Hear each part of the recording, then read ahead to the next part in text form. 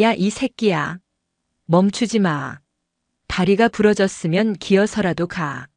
넌 군인이야? 아니면 쓰다 버릴 고철 덩어리야?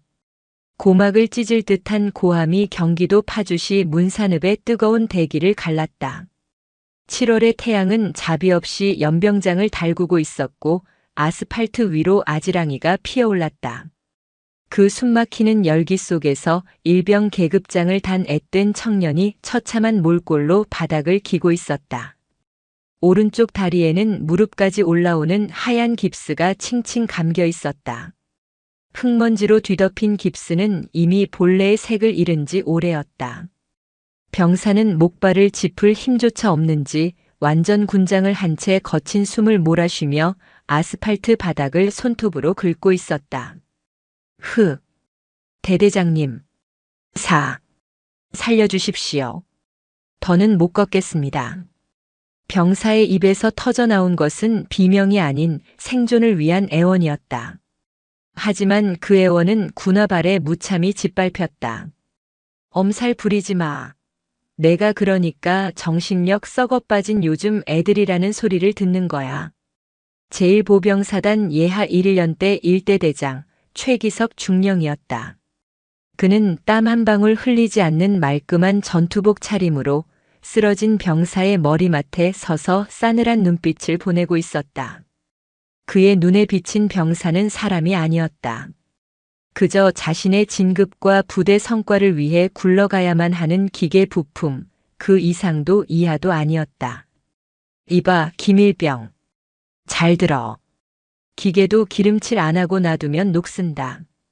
내가 다리 좀 다쳤다고 훈련 열외하고 침상에 누워있으면 이 부대 전투력이 어떻게 되겠나? 응? 내가 너 하나 편하자고 우리 대대 전투력 측정 지수 깎아먹는 꼴을 봐야겠어?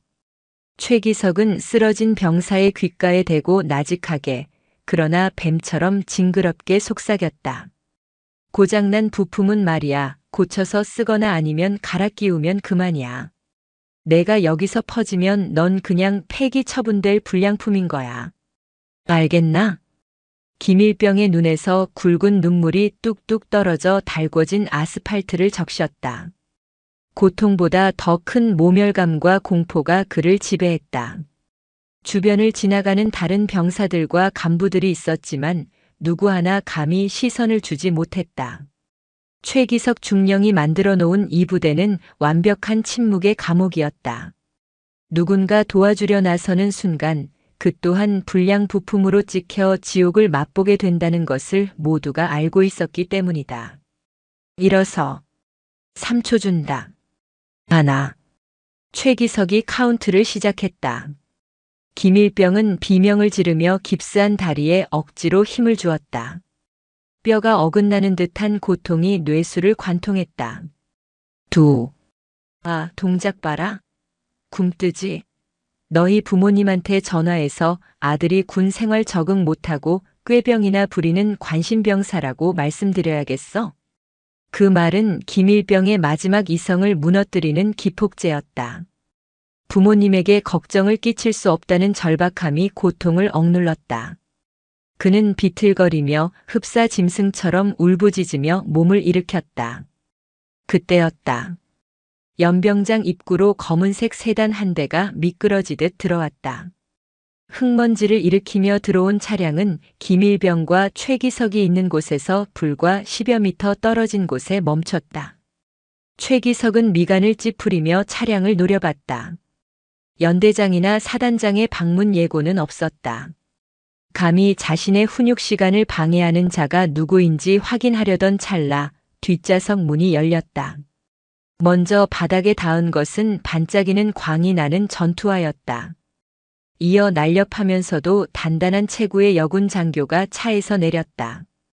그녀의 어깨에는 대령 계급장인 무궁화 3개가 선명하게 박혀 있었다. 새로 부임한 연대장 황연아 대령이었다. 34이라는 나이가 믿기지 않을 만큼 앳된 얼굴이었지만 그녀의 눈빛은 천년 묵은 빙하처럼 차가웠다. 그녀는 차 문을 닫지도 않은 채 그대로 연병장 한복판으로 걸어왔다.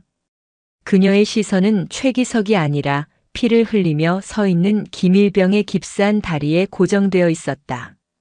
최기석은 당황한 기색을 감추며 급히 경례를 올렸다. 충성. 일대대장 중령 최기석입니다. 연대장님 부임 환영합니다. 미리 연락 주셨으면 정문에서 대기했을 텐데. 황연아는 최기석의 경례를 받지 않았다. 아니, 그를 투명인간 취급했다. 그녀는 김일병의 코앞까지 다가가 멈춰섰다. 땀과 눈물 흙범벅이 된 병사의 얼굴을 올려다보던 그녀가 입을 열었다. 쉬어. 짧고 간결한 명령이었다. 하지만 김일병은 최기석의 눈치를 보느라 차마 자세를 풀지 못하고 부들부들 떨었다. 그 모습을 본 황연아의 눈썹이 꿈틀거렸다. 그녀는 김일병의 어깨에 맨 군장끈을 거칠게 움켜쥐었다. 그리고 707 시절 단련된 악력과 기술로 순식간에 군장의 결속을 풀어 바닥으로 떨어뜨렸다. 쿵! 육중한 군장이 바닥에 떨어지자 김일병의 몸이 휘청거렸다. 황연아는 넘어지려는 병사의 팔을 단단히 붙잡아 부축했다. 그리고 천천히 고개를 돌려 최기석을 바라봤다. 그녀의 눈동자 깊은 곳에서 서늘한 살기가 피어올랐다.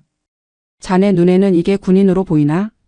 황연아의 목소리는 낮았지만 연병장의 소음을 잠재울 만큼 명료했다. 최기석은 헛기침을 하며 억지 미소를 지었다. 예. 연대장님께서는 야전부대 사정을 잘 모르셔서 놀라셨을 수도 있습니다만 이건 엄연한 정신력 강화 훈련입니다. 이 녀석이 훈련 중에 발목 좀 삐끗했다고 엄살을 피우며 훈련을 열외하려 하기에. 발목을 삐끗해? 황연아가 최기석의 말을 끊었다. 그녀는 김일병의 다리를 손가락으로 가리켰다. 발목 삔 환자한테 통깁스를 채우나? 내가 보기엔 단순 염자가 아니라 골절인데. 그것도 꽤 심각한. 그건 의무대 군의관이 과잉 진료를. 닥쳐. 황연아의 입에서 나온 말은 장교의 품위를 따지는 점잖은 꾸지람이 아니었다. 그것은 적의 급소를 노리는 칼날 같은 일갈이었다. 최기석의 얼굴이 붉게 달아올랐다. 부하 병사들이 보는 앞에서 당한 모욕이었다. 군의관이 과잉 진료를 해? 707에서 복무할 때 나도 뼈 꽤나 부러져 봤어. 저 붓기 깁스 틈으로 보이는 멍자국. 저건 정강이 뼈에 금이 간 게 아니라 완전히 나간 거야. 그런데 완전 군장 구보를 시켜? 황연아는 병사를 부축하던 손을 놓고 최기석에게 한 걸음 다가갔다. 키 차이는 났지만 기세에서 압도당한 것은 최기석이었다. 황연아는 최기석의 가슴팍에 달린 명찰을 뚫어지게 쳐다보다가 다시 그의 눈을 쏘아봤다. 중령 최기석. 자네가 방금 뭐라고 했지? 부품. 고장 나면 갈아 끼우면 그만이라고? 최기석은 입술을 깨물었다. 자신이 했던 말을 들었다는 사실에 당혹스러웠지만 그는 물러서지 않았다. 그는 자신이 틀리지 않았다고 믿는 확신범이었다. 연대장님. 표현이 좀 과격했을 수는 있습니다만 군대는 전쟁을 하는 곳입니다. 부품이 제 기능을 못하면 전체 시스템이 붕괴합니다. 병사 하나하나를 나약하게 키우면 유사시에 누가 총을 듭니까? 저는 지휘관으로서 이 부대의 전투력을 유지할 의무가 있습니다. 최기석은 당당하게 턱을 치켜들었다. 자신의 논리가 군의 본질에 더 부합한다고 믿는 눈치였다. 황연아는 기가 차다는 듯 헛웃음을 흘렸다. 전투력? 시스템? 황연아가 고개를 삐딱하게 기울였다. 내 눈에 지금 시스템을 붕괴시키고 있는 건 다친 병사가 아니라 멀쩡한 병사를 병신으로 만들고 있는 자네 같은 지휘관이야. 말씀이 지나치십니다. 지나쳐? 아니 아직 시작도 안 했어. 황연아는 뒤에 서 있던 자신의 전속 부관을 손짓으로 불렀다. 부관 당장 의무대 차량 불러서 이 병사 후송해. 그리고 정밀 검사 결과 최초 진단서 엑스레이 촬영본까지 싹 다 내 집무실로 가져와. 하나라도 누락되면 의무대장도 옷 벗을 각오하라고 전해. 예, 알겠습니다. 부관이 다급하게 무전기를 꺼내들었다. 최기석의 눈동자가 흔들렸다. 의무 기록을 뒤지겠다는 것은 선전포고나 다름없었다. 연대장님, 이건 월권입니다. 예하 대대 지휘권에 대한 과도한 간섭. 간섭? 황연아가 최기석의 코앞까지 얼굴을 들이밀었다. 나는 1연대 모든 병력과 장비에 대한 지휘 책임이 있는 연대장이야. 내 부하가 내 허락 없이 망가지는 걸 막는 게 월권이라면 난 오늘부터 월권이 아니라 직권 남용이라도 할 생각이야. 그녀는 싸늘하게 얼어붙은 연병장을 둘러보았다. 멀리서 작업을 하거나 훈련을 받던 병사들이 겁에 질린 표정으로 이쪽을 힐끔거리고 있었다. 그들의 눈에는 생기가 없었다. 마치 도살장에 끌려온 소들처럼 체념과 공포만이 가득했다. 황연아는 그 눈빛들을 보며 가슴 한구석이 욱신거리는 것을 느꼈다. 그것은 분노이자 지휘관으로서의 뼈아픈 죄책감이었다. 황연아는 다시 최기석을 향해 시선을 고정했다. 그리고 정정하지. 병사는 부품이 아니야. 자네가 진급하고 싶어서 안달난 그따위 별보다 저 병사의 다리 한쪽이 조국에는 더 소중한 자산이야. 그녀는 주머니에서 손수건을 꺼내 김일병의 흑투성이 얼굴을 닦아주었다. 갑작스러운 손길에 김일병이 흠칫 놀라 몸을 움츠렸다. 그 반응이 황연아를 더욱 슬프게 했다. 얼마나 맞고 학대당했으면 손길만 닿아도 몸을 떠는 것일까. 미안하다. 늦게 와서. 황연아의 그 한마디는 최기석에게 했던 서슬퍼런 일갈과는 전혀 다른 온도를 품고 있었다. 김일병의 눈시울이 붉어졌다. 난생 처음 들어보는 지휘관의 사과였다. 가서 치료받아. 그리고 오늘 있었던 일 절대 내 잘못 아니다. 알겠나? A. 이병 김민재. 알겠습니다. 의무대 구급차가 사이렌도 울리지 않은 채 급하게 달려왔다. 의무병들이 김일병을 들것에 실어 나르는 동안 황연아는 그 모습을 끝까지 지켜봤다. 구급차가 사라지자 그녀는 다시 최기석을 향해 돌아섰다. 최중령. 네. 최기석의 대답에는 이제 도끼가 서려 있었다. 내 집무실에 가기 전에 자네 대대 행정반부터 들러야겠어. 가서 자네가 그동안 전투력 유지라는 명목으로 병사들을 얼마나 훌륭하게 관리해왔는지 내 눈으로 직접 확인해 봐야겠으니까. 마음대로 하십시오. 저는 규정을 어긴 적 없습니다. 모든 건 야전 교범과 지침에 따랐을 뿐입니다. 최기석은 끝까지 뻔뻔했다. 서류상으로는 완벽하게 꾸며놓았을 것이라는 자신감이 엿보였다. 하지만 그는 몰랐다. 황연아가 서류 쪼가리나 보러 가는 게 아니라는 것을. 그녀는 서류 뒤에 숨겨진 병사들의 신음과 눈물을 찾아낼 생각이었다. 황연아는 대답 대신 차가운 미소를 지었다. 그래? 그럼 어디 한번 자네가 만든 그 완벽한 지옥을 구경하러 가볼까? 그녀가 앞장서서 대대 본부 건물로 걸음을 옮겼다. 최기석이 그 뒤를 따르며 주먹을 꽉 쥐었다. 연병장의 모래바람이 두 사람의 등 뒤에서 휘몰아쳤다. 전쟁은 이미 시작되었다. 총성은 없었지만 이것은 그 어떤 전투보다 치열하고 잔혹한 싸움이 될 것임을 예고하고 있었다. 대대 본부 건물 입구의 유리문에 비친 황연아의 모습은 마치 사냥감을 노리는 맹수와 같았다. 그녀는 문을 거칠게 밀고 들어갔다. 전 병력 지금 즉시 생활관 대기. 간부들은 단 한 명도 퇴근하지 말고 회의실로 집합해. 황연아의 명령이 복도를 울렸다. 1.1연대의 긴 밤이 시작되고 있었다. 대대장실의 문이 열리자마자 서늘한 냉기가 얼굴을 때렸다. 밖은 섭씨 35도를 오르내리는 가마솥 더위였지만 최기석 중령의 집무실은 딴 세상이었다. 천장에 매달린 대형 냉방기가 윙윙거리며 쉴 새 없이 찬 바람을 뿜어내고 있었다. 소파 가죽 냄새와 방향제 향기가 섞인 인위적이고 쾌적한 공기였다. 황연아는 입구에 서서 잠시 그 이질적인 공기를 들이마셨다. 연병장에서 피를 흘리며 쓰러져 있던 김일병의 땀 냄새, 흙 냄새와는 너무나 대조적이었다. 그녀는 천천히 걸음을 옮겨 최기석의 책상 앞으로 다가갔다. 책상 위에는 무사고 365일 달성이라는 금장 기념패가 번들거리고 있었다. 최기석은 짐짓 여유로운 척하며 자신의 가죽 의자에 앉았다. 그는 책상 위에 놓인 두툼한 결제 서류철을 손으로 툭툭 두드렸다. 연대장님, 보시다시피 우리 대대는 완벽합니다. 사단 내 전투력 측정 1등, 훈련 평가 최우수, 그리고 무엇보다 지난 1년간 단 한 건의 안전사고도 발생하지 않았습니다. 이게 바로 데이터가 증명하는 제 지휘 능력입니다. 황연아는 대답 없이 서류철을 집어들었다. 병영 생활 상담 일지라고 적힌 두꺼운 파일이었다. 그녀는 첫 장을 넘겼다. 일병 김민재. 가정환경 원만. 교우관계 좋음. 부대 적응도 최상. 특이사항 없음. 상병 이진수. 선우임 관계 양호. 훈련열의 높음. 고민 없음. 병장 박철우. 진로 상담 외 특이사항 없음. 부대 만족도 매우 높음. 수백 명의 병사 상담 기록이 토시 하나 다르지 않고 비슷했다. 마치 복사기로 찍어낸 듯한 천편일률적인 답변들. 고민 없음, 만족함, 잘 지내고 있음.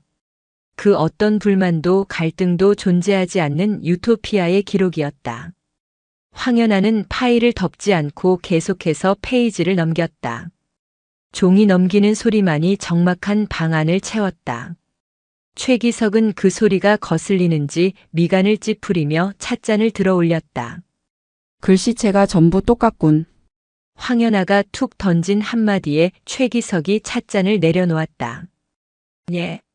아, 행정병이 상담 내용을 정리해서 타이핑한 것이라 그렇습니다. 내용도 똑같아. 500명이 넘는 장정들이 모여 사는데 코 골아서 잠 못 자겠다는 놈 하나 없고 여자친구랑 헤어져서 죽고 싶다는 놈 하나 없어. 다들 부처님이라도 된 건가? 황연아는 파일을 책상 위에 던지듯 내려놓았다. 쿵 소리와 함께 서류철이 미끄러져 최기석의 코앞에서 멈췄다. 이건 상담 일지가 아니야. 자네가 듣고 싶은 말만 적어 놓은 소설이지. 소설이라니요. 병사들이 만족하며 지내는 걸 억지로 불만이 있다고 쓸 수는 없지 않습니까? 제가 병사들을 가족처럼 아끼고 지도한 결과입니다. 최기석의 얼굴에 뻔뻔한 미소가 스쳤다. 그는 확신하고 있었다. 서류상으로는 아무런 흠결이 없다는 것을. 병사들의 입만 막으면 이 종이 쪼가리들이 진실이 된다는 것을 그는 경험으로 알고 있었다. 황연아는 최기석의 눈을 똑바로 응시했다. 707 시절 적진 한복판에서 생사를 오가며 익힌 감각이 경고를 보내고 있었다. 이 남자는 단순한 무능력자가 아니었다. 자신의 안위를 위해서라면 타인의 고통을 철저하게 외면하고 조작할 수 있는 아주 지능적인 가해자였다. 가족이라. 황연아는 입꼬리를 비틀어 올렸다. 자네는 가족한테 다리 부러진 채로 완전 군장 구보를 시키나? 자네 자식이 학교에서 다쳐서 왔는데 선생님이 엄살 부리지 말라고 때리면 참 훌륭한 교육이라고 박수 쳐줄 건가 보지? 군대와 학교는 다릅니다. 여기는 유사시 적의 목을 따야 하는 전사들을 키우는 곳입니다. 최기석이 벌떡 일어나며 소리쳤다. 그의 목에 핏대가 섰다. 전사는 만들어지는 거지 학대에서 쥐어짜 내는 게 아니야. 그리고 적의 목을 따기 전에 자네가 병사들 목을 조르고 있다는 생각은 안 드나? 황연아는 몸을 돌려 집무실 문을 향해 걸어갔다. 나와. 현장 확인하러 간다. 지금 말입니까? 곧 점호 시간입니다. 병사들 정비 시간이라 분위기가 어수선할 텐데. 최기석이 당황하며 막아서려 했지만 황연아는 들은 채도 하지 않고 문을 열어젖혔다. 복도에 대기하고 있던 당직 사령과 간부들이 화들짝 놀라며 차렷 자세를 취했다. 일중대 생활관부터 간다. 안내해. 황연아의 명령에 당직 사령이 곤란한 표정으로 최기석을 쳐다보았다. 최기석은 입술을 깨물며 고개를 끄덕였다. 어차피 생활관 내부까지 완벽하게 통제해뒀다는 자신이 있었다. 복도를 지나 생활관 구역으로 들어서는 순간 공기가 달라졌다. 대대장실의 쾌적함은 온데간데 없고 훅 끼쳐오는 열기와 퀴퀴한 땀 냄새가 코를 찔렀다. 복도 창문은 모두 닫혀 있었고 환풍기는 꺼져 있었다. 황연아는 일중대 일생활관 문을 열었다. 충성, 중대 차렷. 생활관 안에 있던 20명 남짓한 병사들이 용수철처럼 튀어올라 침상 끝 선에 정렬했다. 그들의 동작에는 군기라기보다는 생존 본능에 가까운 절박함이 배어 있었다. 황연아는 생활관 안으로 들어서며 눈살을 찌푸렸다. 실내 온도가 바깥보다 더 높게 느껴졌다. 천장에 달린 선풍기 4대 중 단 한 대만이 힘없이 돌아가고 있었고 벽걸이 에어컨은 전원 코드가 아예 뽑혀 있었다. 병사들의 이마와 목덜미에는 땀방울이 송글송글 맺혀 있었고 전투복 상의는 땀으로 젖어등 뒤에 달라붙어 있었다. 왜 냉방기를 안 틀지? 황연아가 당직 사관을 보며 물었다. 그것이 에너지 절약 지침에 따라 일과 시간 이후에는 가동을 제한하고 있습니다. 당직 사관이 최기석의 눈치를 보며 기어들어가듯 대답했다. 에너지 절약? 대대장실은 냉동 창고 같던데 병사들 생활관은 찜질방으로 만드는 게 이 부대 에너지 절약 지침인가? 황연아는 뚜벅뚜벅 걸어가 에어컨 전원 코드를 꽂으려 했다. 그때였다. 코드가 꽂히는 콘센트 구멍이 무언가로 막혀 있었다. 자세히 보니 투명 테이프를 여러 겹 붙이고 그 위에 사용 금지라는 견출지를 붙여놓았다. 그리고 그 밑에는 깨알 같은 글씨로 서명이 되어 있었다. 대대장 최기석. 황연아는 헛웃음을 터뜨렸다. 대단하군. 콘센트를 봉인해? 최중령 설명해봐. 이게 무슨 짓이지? 최기석이 뒷짐을 진 채 천천히 다가왔다. 병사들이 나약해지는 걸 방지하기 위함입니다. 여름에 좀 덥고 겨울에 좀 추워야 야전성이 길러집니다. 에어컨 바람 쐬면서 호의호식하면 정신 상태가 해이해져서 사고만 칩니다. 황연아는 테이프를 손톱으로 긁어 거칠게 떼어냈다. 찍 하는 소리가 생활관의 정적을 갈랐다. 그녀는 코드를 꽂고 리모컨을 찾아 전원 버튼을 눌렀다. 띠리링 소리와 함께 에어컨 날개가 열리고 시원한 바람이 나오기 시작했다. 병사들의 눈동자가 흔들렸다. 그 바람이 마치 구원이라도 되는 듯 그들의 시선이 에어컨 날개에 고정되었다. 하지만 누구 하나 감히 시원하다는 표정을 짓지 못했다. 최기석이 보고 있었기 때문이다. 황연아는 침상 끝에 서 있는 병사들 중 가장 체구가 왜소한 이등병 앞에 멈춰 섰다. 갓 자대 배치를 받은 듯 잔뜩 긴장한 얼굴이었다. 입술은 바짝 말라 터져 있었고 눈밑이 퀭했다. 이름이 뭐지? A. 이병, 박, 현, 수. 목소리가 갈라져서 쇳소리가 났다. 명백한 탈수 증세였다. 물은 마셨나? 예, 마셨습니다. 언제? 아침 식사 시간에 마셨습니다. 황연아의 눈썹이 꿈틀했다. 지금은 저녁 7시가 넘은 시간이었다. 아침 이후로 물을 한 모금도 안 마셨다고. 이 폭염 속에 거짓말하지 마. 아침 이후로 물을 안 마셨다는 게 말이 되나? 정수기가 고장 났어? 박이병은 대답하지 못하고 입술만 달싹거렸다. 그의 눈동자가 불안하게 최기석 쪽을 향했다가 다시 바닥으로 떨어졌다. 황연아는 고개를 돌려 복도 끝에 있는 정수기를 바라봤다. 정수기 옆에는 붉은색 글씨로 경고문이 붙어 있었다. 수통 외 개인 컵 사용 금지. 식수 보급은 식사 시간 외불어. 물 낭비 시 개인 정비 시간 박탈. 그녀의 주먹이 꽉 쥐어졌다. 이건 훈육이 아니었다. 기본적인 생존권을 가지고 장난치는 고문이었다. 물을 마시는 것조차 통제하여 병사들을 심리적으로 굴복시키려는 악질적인 수법이었다. 최중령. 식사 시간 외에는 물도 못 마시게 하나? 물 마시러 왔다 갔다 하면서 산만하게 구는 꼴을 볼 수 없어서입니다. 훈련 때는 물 없이도 버텨야 하는데 평소에 물통 끼고 사는 습관들이면 실전에서 어떻게 버티겠습니까? 실전? 야전 교범 어디에 탈수 증세 올 때까지 물 먹이지 말라는 내용이 있어? 미군도 작전 중에 카멜백 메고 다니면서 수시로 수분 섭취해. 자네는 현대전의 기본도 모르나? 황연아는 박이병의 어깨를 잡았다. 군복 너머로 느껴지는 몸이 불덩이 같았다. 열사병 직전이었다. 당직 사관. 당장 냉장고에서 시원한 물 가져와. 전 중대원 다 마시게 해. 연대장님. 냉장고에는 간부들 음료수밖에 없습니다. 병사들은 냉장고 사용이 금지되어 있어서. 지금 장난해? 황연아의 고함에 생활관 유리창이 징 울렸다. 내 말이 말 같지 않아? 간부들 처먹는 음료수든 물이든 다 꺼내오라고. 당장. 당직 사관이 혼비백산하여 행정반 쪽으로 뛰어갔다. 잠시 후 생수병과 이온 음료 캔을 잔뜩 든 간부들이 허둥지둥 달려왔다. 황연아는 직접 이온 음료 캔 하나를 따서 박이병의 손에 쥐어주었다. 마셔. 원샷해. 박이병은 캔을 쥔 손을 부들부들 떨었다. 눈앞에 생명수가 있었지만 그는 마시지 못했다. 최기석의 시선이 비수처럼 꽂히고 있었기 때문이다. 지금 이 물을 마시면 연대장이 떠난 뒤에 어떤 보복이 기다리고 있을지 너무나 잘 알고 있었다. 괜찮습니다. 목마르지 않습니다. 박이병이 울먹이며 거절했다.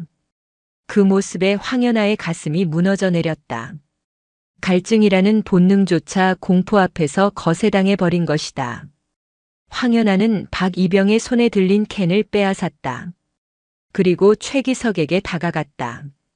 이봐 최중령. 자네가 보기엔 이게 군기든 모습인가 보지? 지휘관의 명령에 절대 복종하는 모습입니다.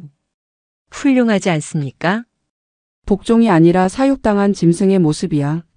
자네가 병사들을 얼마나 끔찍하게 가스라이팅했는지 똑똑히 알겠군.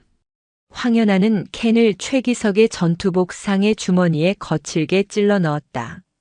잘 들어. 지금부터 이 부대의 모든 내규는 무효다. 화장실, 식수, 냉방, 개인 정비.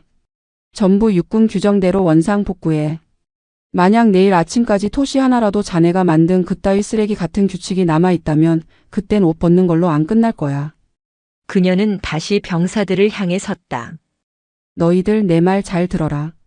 나는 1년 대장 황연아 대령이다. 오늘부터 너희들을 괴롭히는 그 어떤 부당한 지시도 따를 필요 없다. 내가 책임진다. 물 마시고 싶으면 마시고 화장실 가고 싶으면 가라. 알겠나? 하지만 대답은 돌아오지 않았다. 침묵. 무거운 침묵만이 생활관을 짓눌렀다. 병사들은 감히 대답조차 할 수 없었다. 지난 1년간 최기석에게 대들거나 외부 소원 수리를 시도했던 선임들이 어떻게 처참하게 밟히고 영창에 갔는지 모두가 목격했기 때문이다. 새로운 연대장이라 해도 언젠가는 떠날 사람이고 대대장인 최기석은 계속 그들 곁에 남아있을 것이라는 공포가 그들의 입을 봉해버렸다. 황연아는 그 침묵의 의미를 깨달았다. 단순히 명령 몇 마디로 해결될 문제가 아니었다. 이들의 영혼 깊숙이 박힌 공포의 뿌리를 뽑아내지 않으면 아무것도 변하지 않을 것이다. 그때 생활관 구석에 서 있던 한 병장의 눈빛이 황연아의 시선과 얽혔다. 병장의 눈동자는 흔들리고 있었다. 뭔가 말하고 싶은 간절함, 그러나 말하면 죽는다는 공포 사이에서의 줄타기. 황연아는 그 병장의 명찰을 확인했다. 병장 이석진. 이 병장. 할 말 있나? 이석진 병장은 흠칫 놀라며 입술을 깨물었다. 그의 주먹이 하얗게 질리도록 꽉 쥐어졌다. 옆에 서 있던 최기석이 나직하게 헛기침을 했다. 그 짧은 기침 소리 하나에 이석진 병장의 어깨가 움츠러들었다. 그는 고개를 푹 숙이며 큰 소리로 외쳤다. 없습니다. 저희는 행복합니다. 일대대 파이팅. 마치 로봇처럼 입력된 대사를 토해내는 그의 목소리에는 물기 어린 절망이 묻어 있었다. 황연아는 씁쓸한 표정으로 고개를 끄덕였다. 지금 당장 이들을 억지로 말하게 하는 것은 오히려 독이 될 수 있었다. 그래. 알겠다. 황연아는 생활관을 나서며 최기석에게 낮게 속삭였다. 오늘 밤 기도해라. 내일 해가 뜨기 전까지 자네가 숨겨놓은 더러운 비밀들이 하나라도 덜 들키기를. 황연아는 복도로 나왔다. 뒤따라 나온 부관에게 그녀가 조용히 지시했다. 부관 오늘 밤에 당직실 상황판 예의 주시해. 그리고 정보과장한테 연락해서 내일 아침 일과 시작 전까지 일대대 CCTV 최근 3개월치 확보하라고 해. 삭제된 기록이 있으면 포렌식까지 준비하라고 하고. 알겠습니다. 그런데 연대장님, 병사들이 입을 열지 않으면 증거 확보가 어렵지 않겠습니까? 부관의 걱정스러운 말에 황연아는 굳게 닫힌 생활관 문을 바라보며 대답했다. 입을 열게 해야지. 공포보다 더 큰 믿음을 보여주면 돼. 그리고 그녀의 눈빛이 매섭게 빛났다. 틈은 반드시 있어. 저 완벽해 보이는 침묵의 카르텔도 작은 균열 하나면 와르르 무너지는 법이야. 오늘 밤 그 균열을 찾는다. 황연아는 주머니에서 휴대폰을 꺼냈다. 707 시절 함께 작전을 수행했던 옛 동료, 지금은 국방부 조사본부에서 일하는 수사관에게 문자를 보냈다. 도움이 필요하다. 쓰레기 청소 좀 해야겠어. 전송 버튼을 누르는 그녀의 손가락에 힘이 들어갔다. 문산읍의 밤은 깊어가고 있었지만 1.1연대의 진짜 싸움은 이제 막 시작되고 있었다. 어둠 속에 숨죽인 병사들의 숨소리가 황연아의 귓가에 환청처럼 맴돌았다. 그녀는 맹세했다. 반드시 저 숨소리를 편안하게 만들어주겠노라고. 밤이 깊었다. 칠흑 같은 어둠이 1.1연대 주둔지를 집어삼켰지만 그 어둠보다 더 짙고 무거운 공포가 병사들의 침상 위를 짓누르고 있었다. 황연아 연대장이 휩쓸고 지나간 자리는 폭풍 전야처럼 고요했다. 하지만 그 고요는 평화가 아닌 다가올 보복에 대한 두려움이었다. 새벽 2시. 모두가 잠든 시각, 대대장실의 불은 꺼지지 않았다. 주임 원사. 최기석 중령이 창밖의 어둠을 응시하며 낮게 으르렁거렸다. 그의 뒤에는 50대 중반의 주임 원사가 뒷짐을 진 채 서 있었다.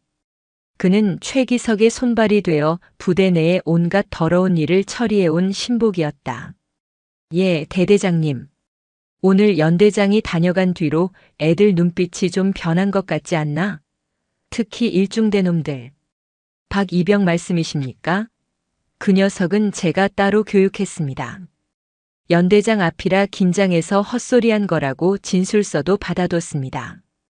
교육이라. 최기석이 픽 웃으며 돌아섰다. 그의 손에는 묵직한 지휘봉이 들려 있었다.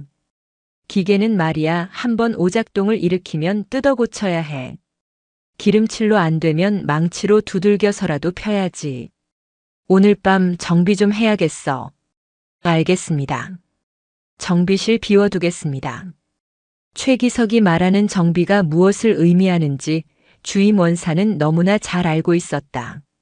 그것은 인간을 인간으로 대하지 않는 그들만의 은어였다.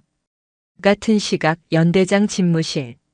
황연아는 산더미처럼 쌓인 서류 더미 속에 파묻혀 있었다. 그녀가 보고 있는 것은 지난 3년간의 일대대 병력 결산 보고서와 의무대 진료 기록, 그리고 헌병대 사건 사고 기록이었다. 이상해. 그녀가 볼펜을 딱딱거리며 혼잣말을 했다. 사고가 없어도 너무 없어. 3년 동안 탄력 미수, 자살 시도, 심지어 단순 폭행 시비조차 단 한 건도 기록되지 않았어. 500명이 넘는 혈기왕성한 20대 남자들이 모여 있는데 이게 확률적으로 가능한가? 옆에서 꾸벅꾸벅 졸고 있던 당직 부관이 화들짝 놀라며 눈을 떴다. 죄송합니다. 그 일대대가 워낙 군기가 세서 그렇다는 소문이. 군기가 센 게 아니라 입을 막은 거야. 기록을 조작했거나 아니면 사고가 터지기 전에 사고 칠 만한 녀석들을 어디론가 치워버렸거나. 황연아의 눈빛이 매섭게 빛났다. 그녀는 자리에서 일어나 전투복 상의를 걸쳤다. 나가자. 어디로 가십니까? 지금 새벽입니다. 도둑 잡으려면 밤에 움직여야지. 일대대 보일러실 창고 그리고 사용하지 않는 구막사 건물. 지도에 표시되지 않은 공간들을 뒤진다. 황연아는 직감하고 있었다. 707 시절 대테러 작전을 수행하며 익힌 감각은 그녀에게 말해주고 있었다. 가장 완벽해 보이는 곳에 가장 썩은 환부가 숨겨져 있다고. 새벽 공기는 서늘했다. 황연아는 손전등조차 켜지 않고 고양이처럼 소리 없이 일대대 막사 뒤편으로 이동했다. 707에서 익힌 침투 기술 덕분에 불침번 서는 병사들조차 그녀의 기척을 느끼지 못했다. 그녀의 발걸음이 멈춘 곳은 막사 건물 뒤편 샌드위치 패널로 지어진 허름한 가건물 앞이었다. 입구에는 자재 창고라는 낡은 팻말이 붙어 있었고 문은 굳게 잠겨 있었다. 하지만 창문 틈으로 희미한 불빛이 새어나오고 있었다. 자재 창고에 불이 켜져 있군. 황연아는 부관에게 조용히 하라는 신호를 보내고 건물 벽에 귀를 가져다 댔다. 안에서 둔탁한 타격음과 억눌린 신음이 들려왔다. 살려주세요. 소리 지르지 마라. 밖에서 듣겠다. 너 때문에 오늘 대대장님 심기가 얼마나 불편하신 줄 알아? 연대장 앞에서 누나를 굴려? 물을 마셔? 익숙한 목소리였다. 낮에 최기석의 옆에서 알짱거렸던 일중대 행정보급관이었다. 황연아의 눈에서 불꽃이 튀었다. 그녀는 더 이상 숨죽일 필요를 느끼지 못했다. 잠긴 문을 향해 도움닫기 할 필요도 없었다. 그녀는 문고리를 잡고 있는 힘껏 비틀어 당긴 뒤 경첩 부분을 군화발로 정확하게 가격했다. 우지끈. 낡은 가건물의 문이 비명을 지르며 떨어져 나갔다. 안의 풍경은 지옥도 그 자체였다. 천장에 달린 희미한 백열등 아래 낮에 봤던 이석진 병장이 의자에 묶여 있었다. 그의 얼굴은 이미 피투성이었고 행정보급관은 야구 방망이를 든 채 씩씩거리고 있었다. 바닥에는 물이 흥건했고 구석에는 707 훈련 때나 보던 고문 도구와 흡사한 쇠파이프들이 널려 있었다. 이곳은 창고가 아니라 최기석이 말한 부품 정비실이었다. 지금 뭐 하는 짓이야? 황연아의 고함이 좁은 공간을 뒤흔들었다. 행정보급관은 귀신이라도 본 듯 소스라치게 놀라며 야구 방망이를 떨어뜨렸다. 연대장님? 사람을 묶어놓고 패? 황연아는 행정보급관에게 다가갔다. 그녀의 살기에 눌린 행정보급관이 뒷걸음질 쳤다. 이건 오해입니다.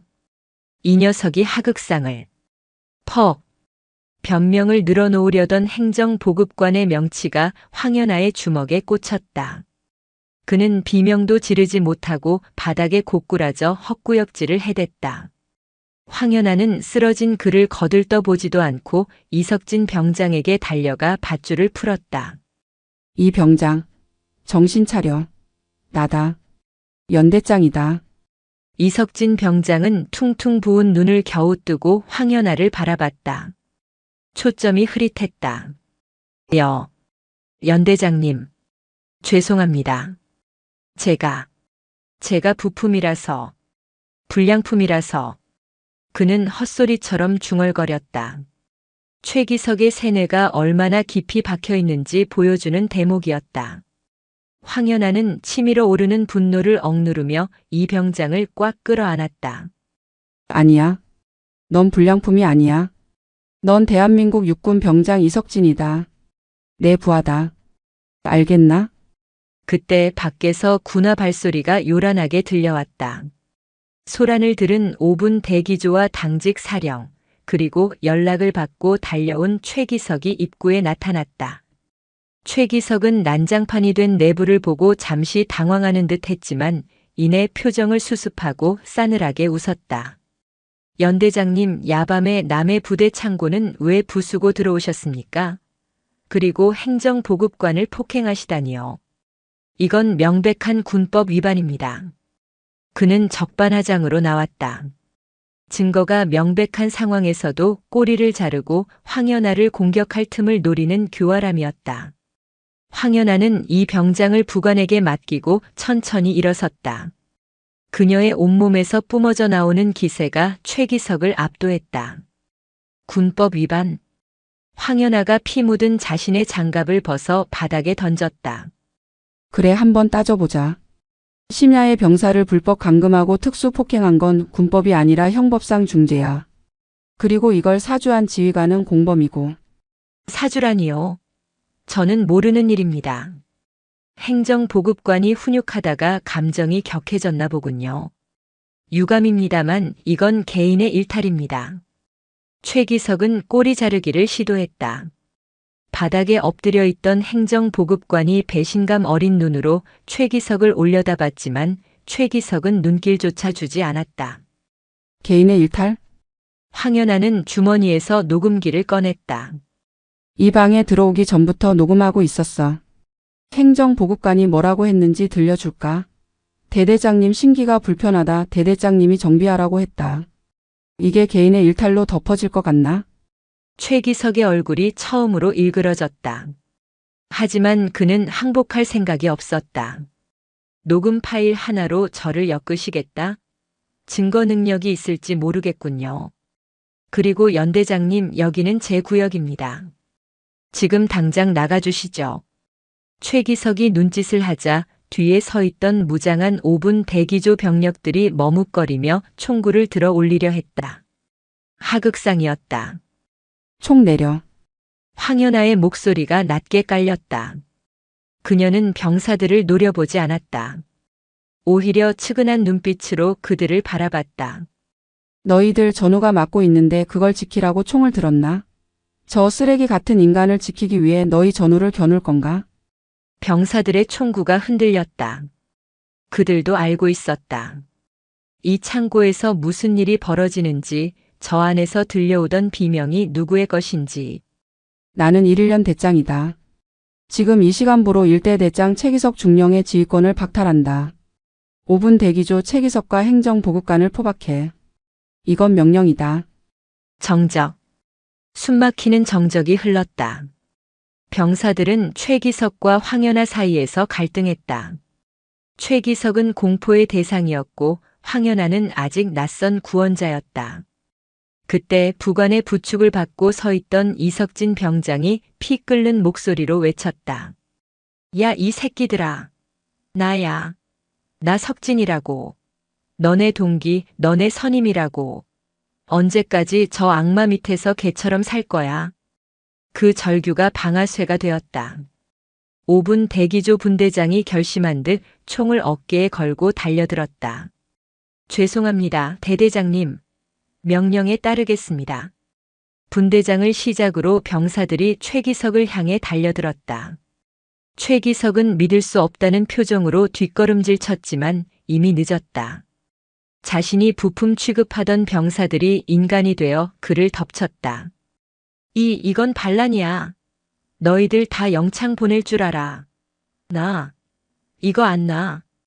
최기석이 발버둥 쳤지만 젊은 병사들의 힘을 당해낼 수는 없었다. 그는 바닥에 제압당했고 황연아는 그 모습을 차갑게 내려다봤다. 반란이 아니야. 혁명이지. 황연아는 이 병장에게 다가갔다. 고맙다. 용기 내줘서. 이 병장은 펑펑 울고 있었다. 그것은 아픔의 눈물이 아니라 억눌려왔던 서름과 해방감의 눈물이었다. 하지만 상황은 아직 끝나지 않았다. 제압당한 최기석이 비릿한 웃음을 흘렸다. 흐흐. 연 대장님, 저를 체포한다고 끝날 것 같습니까? 제가 만들어 놓은 시스템은 그렇게 허술하지 않습니다. 증거. 그 녹음 파일 하나로 저를 옷 벗길 수 있을 것 같습니까?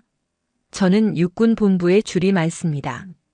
내일 아침이면 제가 풀려나고 연 대장님이 월권과 직권 남용으로 옷을 벗게 될 겁니다. 그의 말은 허세가 아니었다. 군대라는 조직의 특성상 확실한 물적 증거와 결정적인 한방이 없다면 정치적인 싸움으로 변질되어 흐지부지될 가능성이 높았다. 폭행 사주 정도로는 그를 완전히 매장할 수 없었다. 더 크고 더 확실한 무언가가 필요했다. 이석진 병장이 떨리는 손으로 황연아의 옷자락을 잡았다. 연 대장님. 있습니다. 증거. 뭐? 최기석이. 진짜 악마라는 증거. 놈이 사람을 죽이고 은폐한 증거. 제 관물대에. 최기석의 얼굴이 사색이 되었다. 그가 필사적으로 소리쳤다. 입 다물어. 입 닥치란 말이야. 너 말하면 죽어. 내 가족까지 가만 안 둬. 황연아는 최기석의 입을 자신의 군화로 막아버렸다. 아가리 닥쳐. 더 짓거리면 턱주가리를 날려버릴 테니까. 그녀는 이 병장과 눈을 맞췄다. 말해. 어디에 있지? 제 관물대에 성경책 안쪽을 파서 숨겨뒀습니다. 김상병이 죽기 전에 남긴 녹음기입니다. 김상병. 3개월 전 단순 실족사로 처리되었던 병사였다. 황연아의 뇌리에 일대대 기록에서 봤던 사고무라는 글자가 스쳐 지나갔다.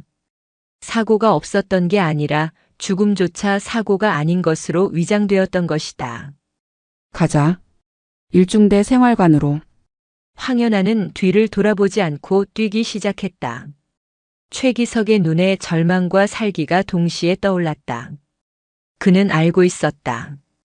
그 녹음기가 세상에 나오는 순간 자신의 군 생활뿐만 아니라 인생 자체가 끝장난다는 것을. 새벽 3시 일중대 생활관 앞. 황연아는 폭풍처럼 복도를 가로질러 생활관 문을 열었다. 자고 있던 병사들이 벌떡 일어났지만 그녀는 거침없이 이석진 병장의 관물대로 향했다. 관물대 안에는 낡은 성경책 한 권이 놓여 있었다. 겉보기에는 평범해 보였지만 책을 집어든 황연아의 손끝에 미세한 진동이 느껴졌다. 그녀는 성경책을 펼쳤다. 안쪽 페이지들이 네모난 모양으로 파여 있었고 그 안에 손가락만한 초소형 녹음기가 들어 있었다. 이것이었다. 최기석이라는 견고한 성을 무너뜨릴 다이너마이트. 하지만 그때였다. 모두 멈춰. 복도 끝에서 고함이 들렸다. 최기석의 최측근인 일대대 주임 원사와 10여 명의 부사관들이 몰려오고 있었다. 그들은 손에 진압봉과 삽자루를 들고 있었다. 최기석이 연행되면서 몰래 보낸 신호를 받고 달려온 친이 되었다. 연 대장님이라도 이건 못 넘겨드립니다. 그거 이리 내놓으시죠. 주임 원사가 험악한 표정으로 손을 내밀었다. 그는 황연아가 여자라는 점을 얕잡아 보고 있었다. 특수부대 출신이라는 건 알았지만 때로 덤비면 뺏을 수 있을 거라 생각한 것이다.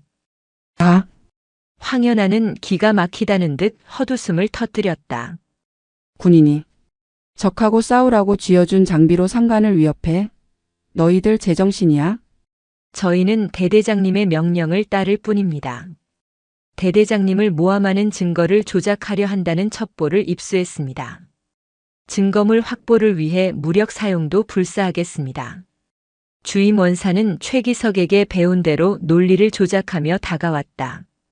병사들은 공포에 질려 침상 구석으로 물러났다. 황연아는 녹음기를 상의 주머니에 넣고 지퍼를 올렸다. 그리고 천천히, 아주 천천히 장갑을 다시 꼈다. 무력 사용? 재미있군. 707 나온 이후로 몸풀기 할 기회가 없었는데. 잡아! 주임 원사의 신호와 함께 부사관 3명이 황연아를 향해 달려들었다. 덩치가 큰 중사 1명이 황연아의 어깨를 잡으려 했다.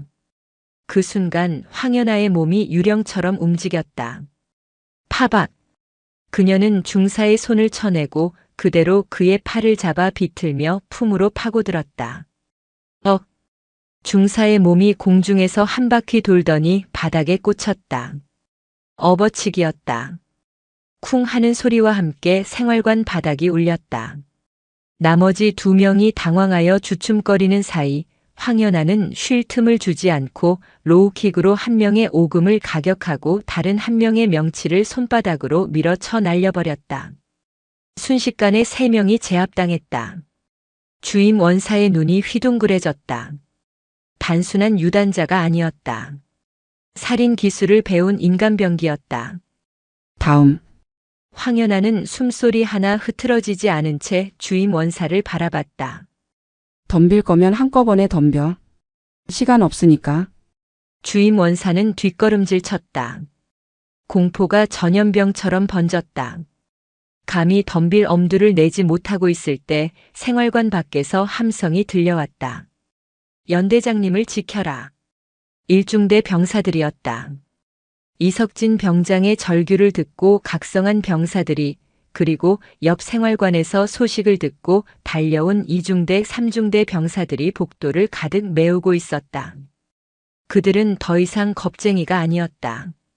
빗자루, 대걸레 아니면 맨주먹이라도 쥐고 그들을 억압하던 간부들을 애워쌌다. 너희들 뭐 하는 거야? 하극상이다. 주임 원사가 소리쳤지만 수백 개의 분노한 눈동자 앞에서는 무력했다. 치워. 황연아의 짧은 명령에 병사들이 와 하고 달려들어 주임 원사와 부사관들을 제압했다. 그동안 쌓인 울분이 터져나오는 순간이었다. 황연아는 그 모습을 보며 묘한 감정을 느꼈다. 이것은 자신이 구해준 것이 아니었다. 그들 스스로 알을 깨고 나온 것이었다. 상황이 정리되자 황연아는 주머니에서 녹음기를 꺼냈다.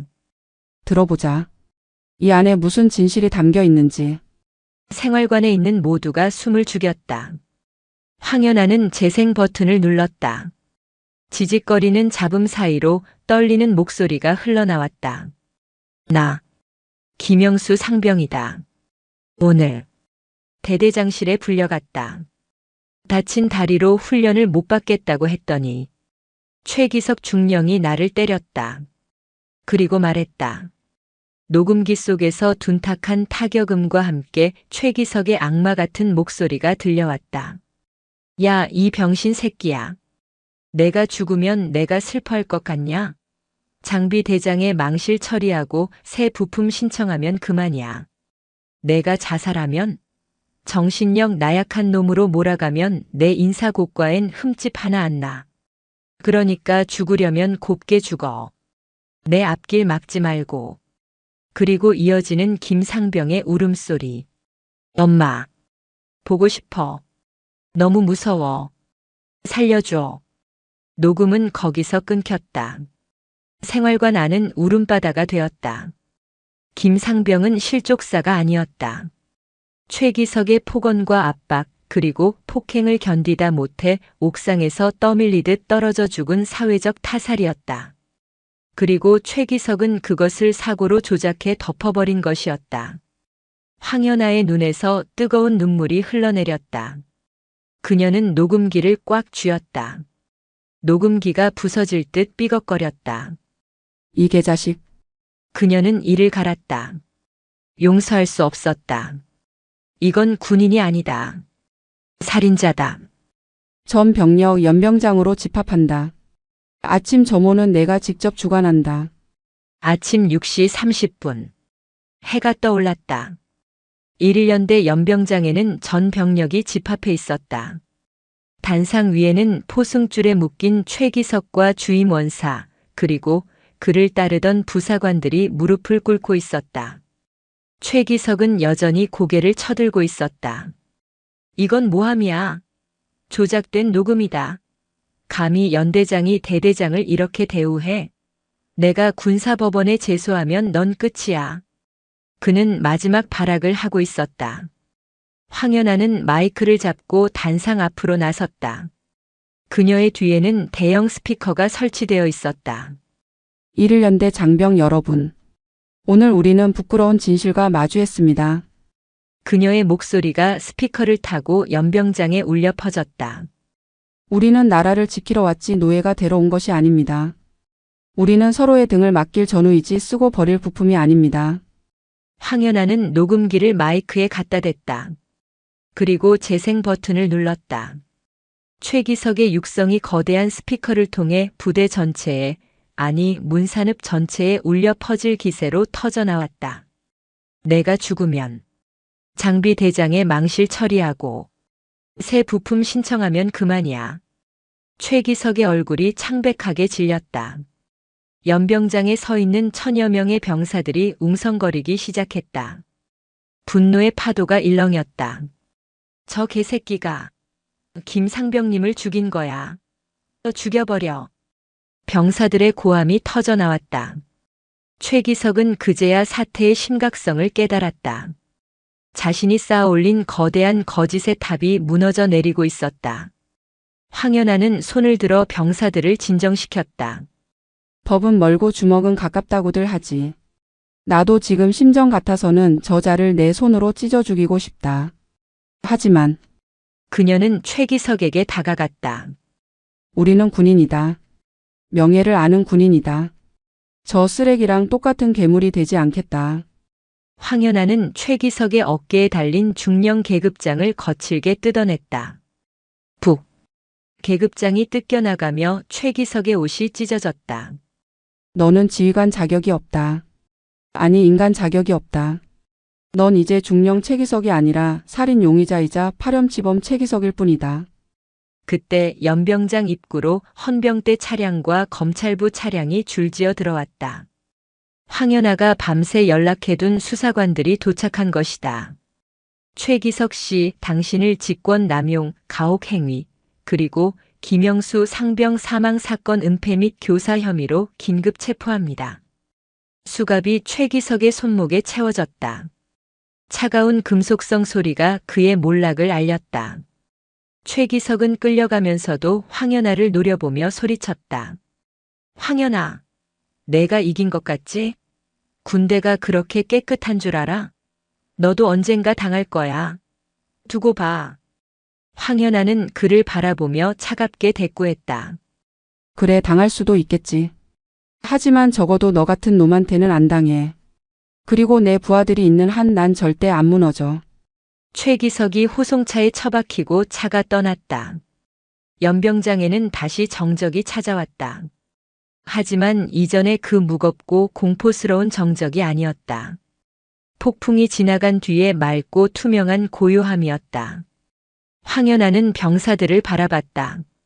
그들의 눈빛이 달라져 있었다. 생기가 돌고 있었다.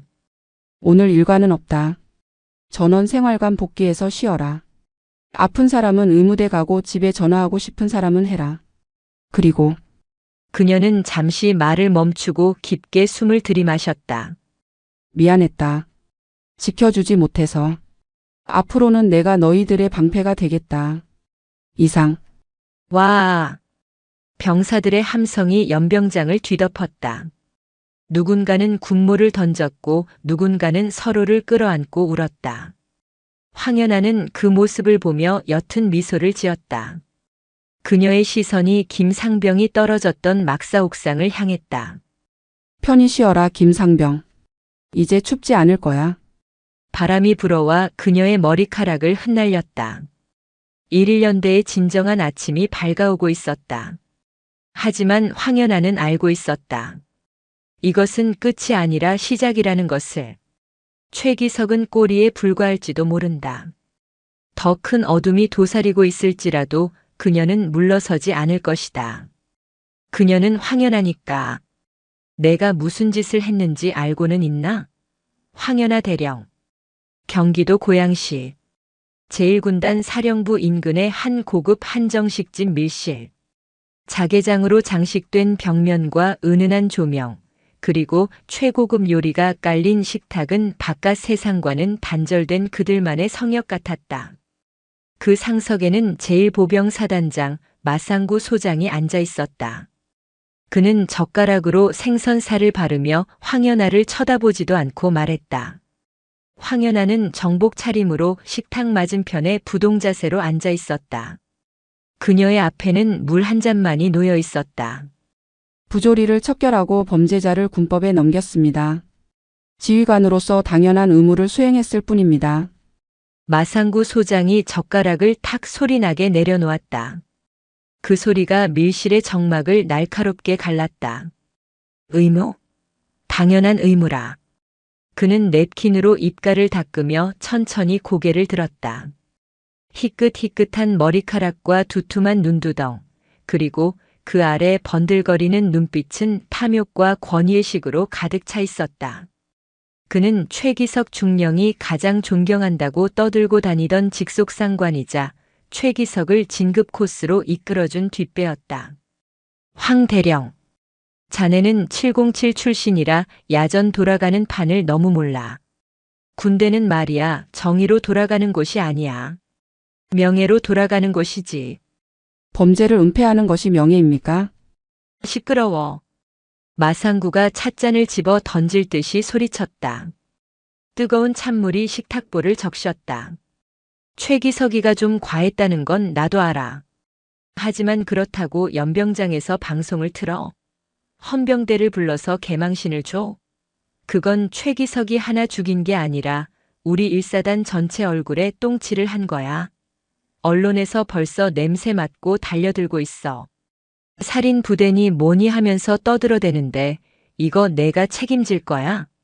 마상구의 논리는 최기석과 다를 바가 없었다.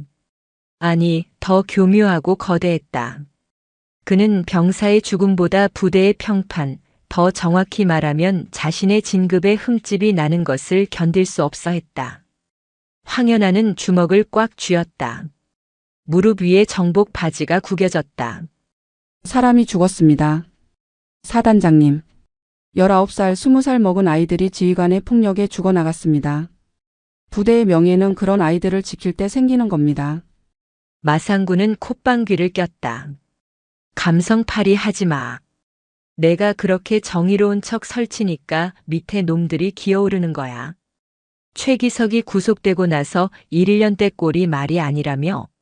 병사들이 간부들한테 대들고 툭하면 마음에 편지 쓴다고 협박하고. 그것은 거짓이었다. 최기석이 사라진 후 1~1년 때는 빠르게 안정을 되찾고 있었다. 병사들의 눈빛은 살아났고 훈련 성과는 오히려 더 좋아졌다. 하지만 마상구의 귀에는 그런 보고가 들어가지 않는 모양이었다. 아니, 보고 싶지 않은 것이었다. 잘 들어. 최기석이는 내 라인이야. 내가 공들여 키운 놈이라고. 내가 그놈 목을 친 건 내 팔 하나를 자른 거나 다름없어. 마상구가 몸을 앞으로 숙이며 황연아를 노려봤다. 이번 일은 내가 어떻게든 수습하겠지만 내 눈밖에 난 대가는 치러야 할 거야. 앞으로 1~1년 대 숨 쉬는 것조차 힘들게 만들어주지. 협박입니까? 충고야. 아니, 경고지. 별이 왜 높은 줄 알아? 하늘에 떠 있으니까 높은 게 아니야. 너 같은 땅개들을 밟아 죽일 수 있으니까 높은 거야. 마상구는 자리에서 일어났다. 밥맛 떨어지는군. 내일 아침 1~1년 대 특별 감찰 들어갈 거다. 털어서 먼지 안 나오는 놈 없다고 했지? 최기석이가 당한 것보다 더 처참하게 밟아줄 테니까 각오해. 마상구가 밀실을 나갔다. 닫히는 문틈으로 비릿한 웃음소리가 새어 들어왔다. 황연아는 홀로 남겨진 방에서 물 한 모금 마시지 않았다. 대신 그녀는 천천히 아주 깊게 숨을 골랐다. 별이라. 그녀의 눈빛이 차갑게 가라앉았다. 별이 땅으로 떨어지면 그저 돌멩이에 불과하다는 걸 보여주지. 다음 날 아침 1~1년 대 위병소 앞. 검은색 세단 5대와 승합차 2대가 요란한 경적을 울리며 들이닥쳤다. 군단 감찰부 소속 차량들이었다. 사전 예고도 없는 기습 감찰이었다. 차량에서 내린 감찰관들은 약 20명. 그들의 손에는 차트와 카메라가 들려 있었고 눈에는 사냥감을 찾는 하이에나의 탐욕이 서려 있었다. 그들을 이끄는 사람은 군단 감찰참모 박중령이었다. 마상구 소장의 사냥개로 유명한 인물이었다. 박중령은 영접 나온 황연아에게 경례도 하지 않고 삐딱하게 섰다. 연대장님 고생이 많으십니다. 사단장님 특별 지시로 부대 정밀 진단을 나왔습니다. 최기석 사건 때문에 부대 기강이 해이해졌다는 첩보가 있어서요. 황연아는 그의 무례함을 무시하고 담담하게 대꾸했다. 절차대로 하십시오. 하지만 훈련 중인 병사들의 일과를 방해하는 건 용납 못합니다. 참. 감찰이 훈련보다 우선인 거 모르십니까? 털면 다 나오게 되어 있습니다. 자, 시작해. 박중령의 지시와 함께 감찰관들이 부대 곳곳으로 흩어졌다. 그것은 감찰이 아니라 약탈이었다. 행정반의 서류함이 뒤집어지고 병사들의 관물대가 바닥에 쏟아졌다. 식당, 탄약고, 유류고, 심지어 화장실까지 샅샅이 뒤졌다. 이건 뭐야? 총기 손질 상태 불량. 체크해. 식자재 유통기한 라벨이 삐뚤어져 있잖아.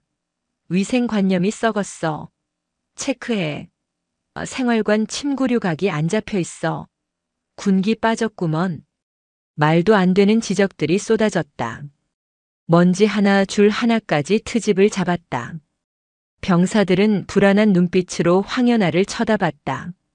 자신들이 잘못해서 연대장이 곤란해지는 것이 아닌가 하는 죄책감이 그들의 얼굴에 드리웠다. 점심시간 식당. 박중령이 조리실을 뒤지다가 조리병 한 명을 불러 세웠다. 아침부터 땀을 흘리며 밥을 짓던 상병이었다. 야, 너 이리 와봐. 국 맛이 왜 이래? 간이 하나도 안 맞잖아. 너 사회에서 뭐 하다 왔어? 저 요리하다 왔습니다. 요리? 웃기고 있네. 이따위로 만들면서 무슨 요리사야? 너 일부러 맛없게 해서 식중독 일으키려는 거지. 이거 완전 관심병사네. 박중령은 뜨거운 국이 담긴 국자를 들어 조리병의 가슴팍을 툭툭 쳤다. 국물이 튀어 조리병의 조리복에 얼룩이 졌다. 명백한 인격 모독이었다. 식당에 있던 병사들이 밥을 먹다 말고 멈췄다. 분노가 일렁였지만 감찰관이라는 권위 앞에 누구도 나서지 못했다. 그때 식당 문이 열리고 황연아가 들어왔다. 그녀는 곧장 배식대로 걸어왔다. 박중령. 황연아의 목소리는 낮았지만 식당의 소음을 뚫고 들어왔다. 연대장님. 식사하러 오셨습니까? 이 부대 밥맛이 영 아니어서 교육 좀 하고 있었습니다. 박중령이 킬킬거렸다. 황연아는 박중령이 들고 있던 국자를 뺏어 들었다. 그리고 국통에 담긴 국을 한 국자 떠서 맛보았다. 맛만 좋군. 예. 연대장님 입맛이 참 저렴. 깡. 황연아가 국자를 배식대 스테인리스 통에 내려치자 굉음이 울렸다. 박중령이 깜짝 놀라 움찔했다. 내 부하들이 땀 흘려 만든 밥이야. 내 혀가 썩은 건지 내 인성이 썩은 건지는 모르겠지만 밥상 머리에서 행패 부리지 마. 뭐라고요? 지금 감찰관에게 폭언하신 겁니까? 이거 감찰 방해죄에 해당합니다. 박중령이 얼굴을 붉히며 소리쳤다. 감찰? 규정 위반 사항을 찾는 게 감찰이지 멀쩡한 밥맛 타령하며 병사들 모욕 주는 게 감찰인가? 황연아는 한 걸음 더 다가갔다. 키는 비슷했지만 뿜어져 나오는 위압감에 박중령은 저도 모르게 뒷걸음질 쳤다. 똑바로 들어.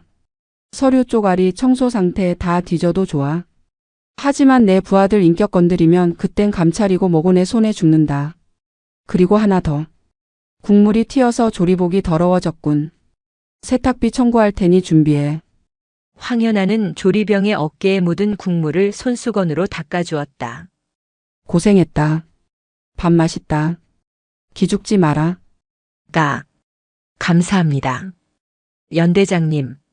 조리병의 눈시울이 붉어졌다. 식당에 있던 병사들이 그 모습을 보며 주먹을 꽉 쥐었다. 자신들을 지켜주는 지휘관. 그 믿음이 다시 한번 그들의 가슴을 뜨겁게 했다. 박중령은 분을 참지 못하고 씩씩거리며 식당을 나갔다. 두고 보자.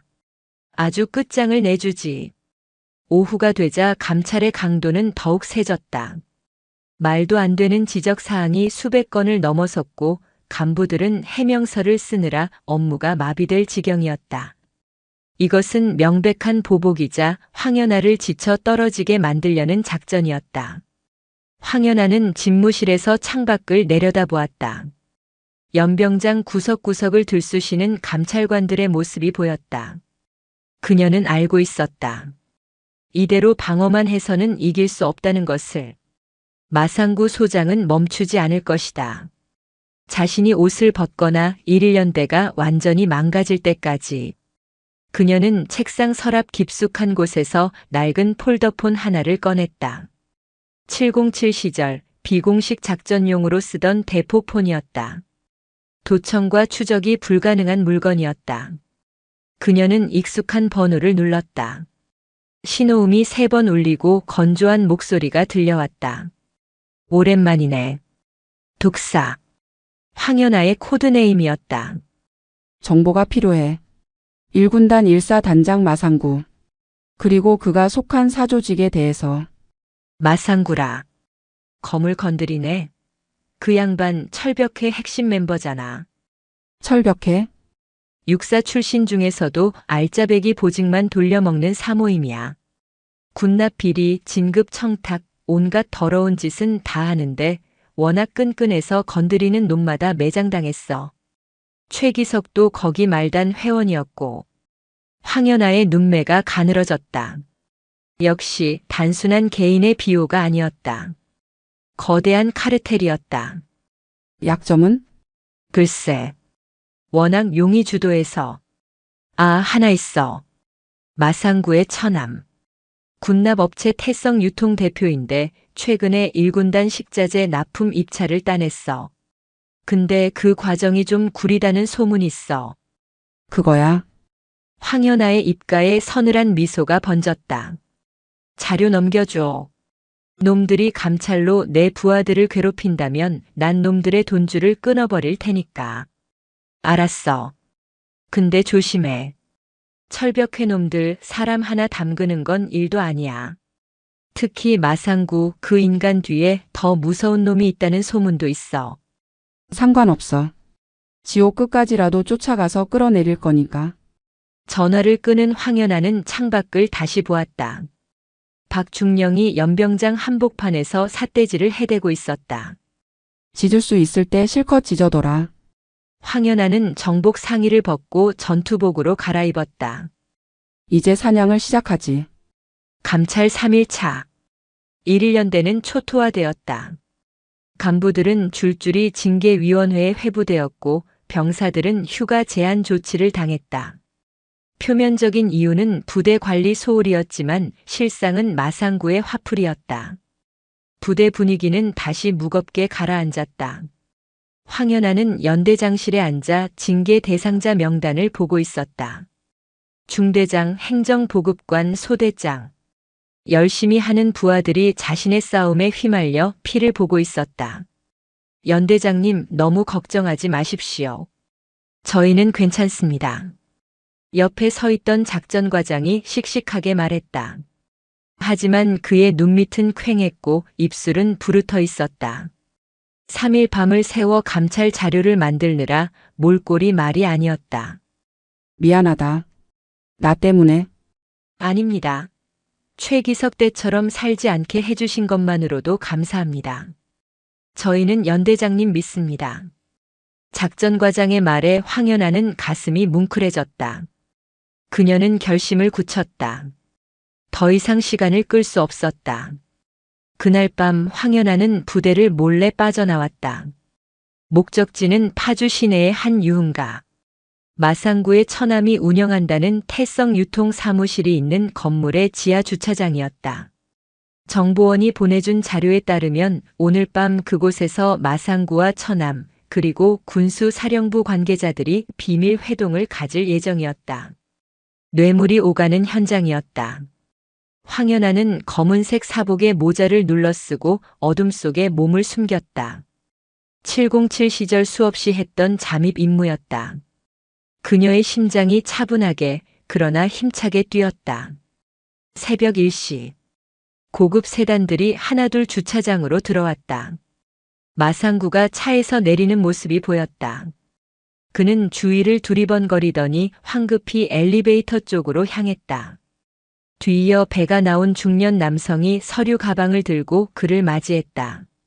처남이었다.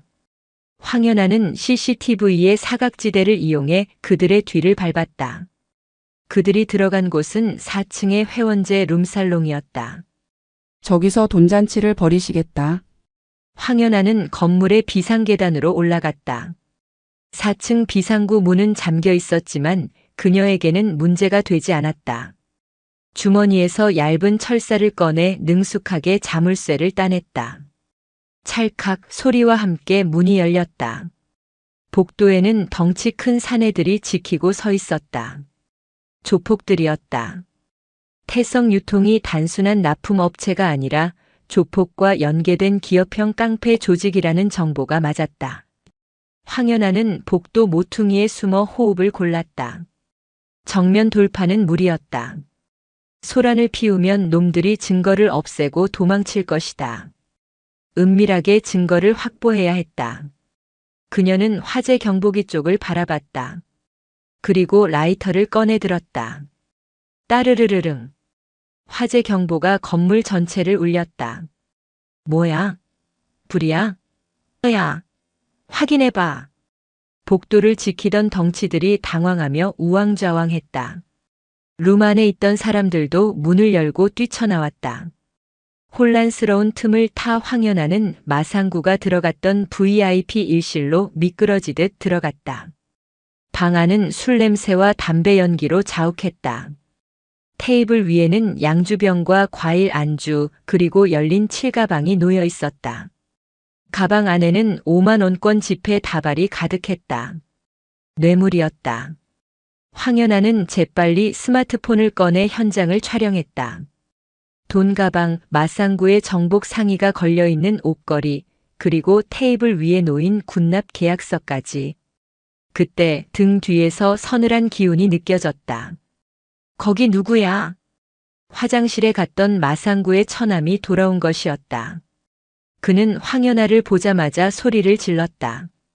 야, 잡아. 도둑이야. 복도에 있던 덩치들이 우르르 방으로 몰려왔다. 퇴로가 막혔다.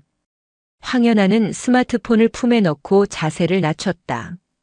덩치 넷이 흉기를 들고 다가왔다. 어떤 년이 감히 여기가 어디라고. 선두에 선 덩치가 맥주병을 휘둘렀다. 황연아는 가볍게 고개를 숙여 피한 뒤 그의 명치를 팔꿈치로 가격했다. 컥. 덩치가 비명을 지르며 쓰러지자 뒤따라오던 놈이 칼을 꺼내 들었다. 칼이라. 군인 앞에서 칼 쓰는 거 아니지. 황연아는 놈의 손목을 낚아채 비틀었다. 뚝 하는 소리와 함께 칼이 바닥에 떨어졌다. 그녀는 놈의 턱을 무릎으로 올려 찼다. 퍽 소리와 함께 놈이 뒤로 낮아빠졌다. 순식간에 2명을 제압했지만 밖에서 더 많은 놈들이 몰려오고 있었다. 그리고 그 뒤로 마상구가 얼굴을 붉히며 나타났다. 황연아, 내가 여기 왜 있어? 마상구는 사색이 되어 소리쳤다. 사단장님. 밤늦게 민간인 업소에서 그것도 조폭들이랑 회식이라니요. 군인 복무 규율 위반 아닙니까? 황연아는 여유롭게 웃으며 포위망을 뚫을 구멍을 찾았다. 창문이 보였다. 4층이었지만 건물 외벽에 에어컨 실외기가 설치되어 있어 타고 내려갈 수 있을 것 같았다. 잡아. 전현 못 나가게 해. 저 핸드폰 뺏어. 죽여도 좋아. 마상구가 악을 썼다. 자신의 파멸이 담긴 증거였다. 덩치들이 때로 덤벼들었다. 황연아는 테이블을 엎어 놈들의 진로를 막고 룸 안에 있던 대형 스피커를 발로 차서 놈들에게 날려버렸다. 쾅! 우당탕탕 소리와 함께 놈들이 뒤엉켰다. 황연아는 그 틈을 타 창문을 깨고 밖으로 몸을 날렸다. 으악! 마상구의 비명소리가 멀어졌다. 황연아는 에어컨 실외기를 밟고 배관을 타고 아슬아슬하게 1층으로 내려왔다. 손바닥이 찢어지고 전투복이 긁혔지만 품 안의 스마트폰은 무사했다. 주차장에 대기하고 있던 자신의 차에 올라탄 황연아는 시동을 걸고 엑셀을 밟았다. 뒤에서 조폭들의 차가 따라붙었지만 707에서 배운 고속주행 기술을 따라올 수는 없었다. 따돌렸다. 황연아는 거친 숨을 몰아쉬며 핸들을 잡았다. 손이 떨려왔다. 공포가 아니라 흥분 때문이었다. 잡았다. 당신 목덜미. 다음 날 아침 1.1년대 연병장에는 다시 한번 전운이 감돌았다. 하지만 이번에는 황연아가 수세에 몰린 것이 아니었다. 국방부 검찰단과 헌병대 차량 수십 대가 사단 사령부로 향하고 있다는 뉴스가 속보로 떴다. 현직 사단장 수십억 대 군납 비리 및 조폭 연루 혐의로 긴급 체포 임박. 내부 고발자에 의해 현장 증거 확보. TV 뉴스 화면에는 어젯밤 황연아가 찍은 사진들이 모자이크 처리되어 나오고 있었다. 돈 가방과 마상구의 정복. 연대장실에서 뉴스를 보던 감찰관 박중령의 얼굴이 흑빛이 되었다. 그의 전화벨이 미친 듯이 울리고 있었지만 그는 받지 못했다. 사단장이 끝났다는 것은 그의 라인을 탔던 자신도 끝났다는 것을 의미했다. 황연아가 연대장실 문을 열고 들어왔다. 그녀의 손에는 붕대가 감겨 있었지만 표정은 그 어느 때보다 밝았다. 박중령. 짐 싸? 연대장님. 저는 그냥 시키는 대로. 박중령이 무릎을 꿇고 빌었다. 어제의 기세등등함은 온데간데 없었다. 시키는 대로 했다고 죄가 없어지는 건 아니야. 부하들을 괴롭힌 데가 톡톡히 치러야 할 거야. 헌병들이 들이닥쳐 박중령을 끌고 갔다. 감찰관들도 쥐구멍을 찾아 도망치듯 부대를 빠져나갔다. 황연아는 창문을 활짝 열었다. 맑은 공기가 들어왔다. 연병장에서는 병사들이 다시 활기차게 축구를 하고 있었다. 하지만 황연아는 알고 있었다. 마상구를 잡았다고 해서 철벽회가 사라진 것은 아니라는 것을. 정보원이 말했던 마상구 뒤에 더 무서운 놈. 그 놈이 누구인지 아직 밝혀지지 않았다. 그때 황연아의 책상 위에 놓인 내선 전화가 울렸다. 발신자 정보가 없었다. 통신보안. 1.1년 대장입니다. 수화기 너머로 기계적으로 변조된 목소리가 들려왔다. 축하하네. 마상구라는 썩은 가지 하나를 잘라냈군. 누구냐? 누군지는 중요하지 않아. 다만 자네가 건드린 게 고작가지 하나라는 걸 알려주고 싶어서 전화했어. 뿌리는 훨씬 깊고 단단해. 황연아 대령, 밤길 조심하게. 이제부턴 장난이 아닐 테니까. 뚝. 전화가 끊겼다. 황연아는 수화기를 내려놓고 허공을 응시했다. 등골이 서늘해졌다. 놈들은 그녀를 지켜보고 있었다. 마상구는 꼬리 자르기였고 진짜 몸통은 어둠 속에 숨어 그녀를 노리고 있었다. 뿌리라. 황연아는 찢어진 손바닥을 꽉 쥐었다. 상처에서 피가 배어나왔지만 그녀는 고통을 느끼지 못했다. 다 파내주지. 내 손이 으스러지는 한이 있어도. 그녀의 눈빛이 더욱 깊고 어두운 빛으로 타올랐다. 전쟁은 끝나지 않았다. 이제 막 서막이 올랐을 뿐이다. 1.1년 대장 관사. 새벽 2시. 창밖에는 억수 같은 장대비가 쏟아지고 있었다. 마상구 소장이 체포된 지 일주일이 지났지만 황연아는 불면증에 시달리고 있었다. 그날 밤 걸려왔던 변조된 목소리. 뿌리는 깊고 단단하다는 경고가 뇌리에 박혀 떠나지 않았다. 그녀는 침대에서 일어나 물을 마시러 거실로 나왔다. 그때였다. 현관문이 아주 미세하게 열리는 소리가 빗소리 사이로 파고들었다. 도어락의 비밀번호를 누르는 소리도 강제로 뜯어내는 소리도 없었다. 전문가였다. 황연아는 숨소리를 죽이고 부엌칼 대신 식탁 위에 놓인 묵직한 유리 재떨이를 집어들었다. 그녀는 어둠 속에 몸을 숨기고 현관 쪽을 주시했다. 검은 우의를 입은 사내가 소리 없이 거실로 들어섰다. 그는 망설임 없이 황연아가 자고 있어야 할 안방으로 향했다. 손에는 날카로운 단검이 들려 있었다. 단순한 도둑이 아니라 암살자였다. 황연아는 사내가 안방 문고리를 잡는 순간을 노렸다. 누구냐? 그녀의 목소리와 동시에 재떨이가 사내의 뒤통수를 향해 날아갔다. 하지만 사내는 뒤도 돌아보지 않고 고개를 살짝 숙여 피했다. 재떨이는 벽에 부딪혀 산산조각이 났다. 감각은 여전하군. 독사. 사내가 천천히 뒤를 돌아보며 우위의 모자를 벗었다. 번개가 치며 거실을 순간적으로 비췄다. 사내의 왼쪽 얼굴에는 눈 밑에서 턱까지 이어지는 흉측한 칼자국이 있었다. 황연아의 동공이 흔들렸다. 강도진? 강도진. 7년 전 707 특수임무단에서 황연아의 부사수였던 남자였다. 실력은 타의 추종을 불허했지만 작전 중 과도한 살상과 통제 불능으로 인해 불명예 전역을 당했던 인물이었다. 그가 왜 여기에 있는가? 오랜만입니다. 팀장님. 아니, 이제는 연대장님이신가? 강도진이 비릿하게 웃으며 단검을 역수로 쥐었다. 철벽해가 보낸 걔가 너였나? 그게라뇨. 사업 파트너라고 해두죠. 그분들은 처리가 곤란한 쓰레기를 치워주길 원하고 저는 돈이 필요하고. 군인이 민간인 청부업자가 되어서 상관을 죽이러 왔나? 추하군. 군인? 난 7년 전에 죽었어. 당신이 내 군복을 벗긴 그날 말이야. 강도진의 눈에 광기가 서렸다.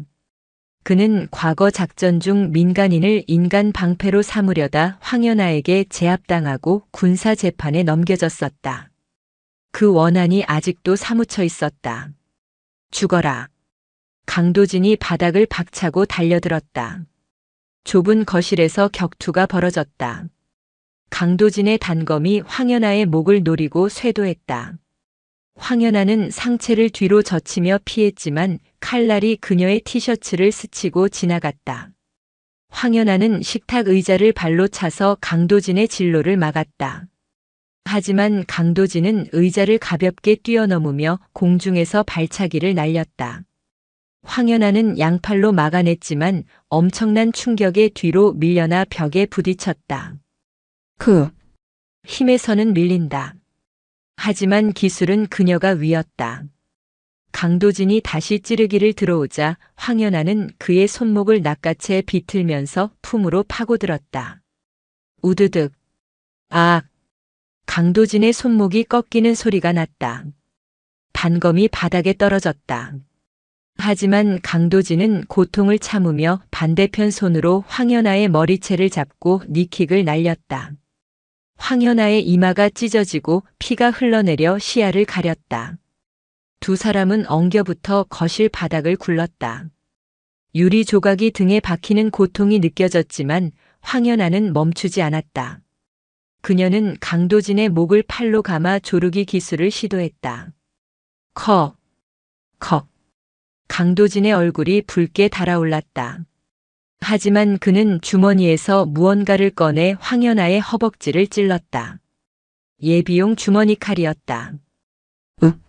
황연아가 고통에 움찔하며 팔을 풀자 강도진은 그 틈을 타 빠져나와 거리를 벌렸다. 황연아의 허벅지에서 피가 솟구쳤다. 강도진은 숨을 몰아쉬며 바닥에 떨어진 자신의 단검을 주워들었다. 역시 독사는 독사네. 현역에서 물러난 줄 알았더니. 그는 시계를 확인했다. 아쉽지만 오늘은 인사만 하러 온 거라. 시간이 다 됐군.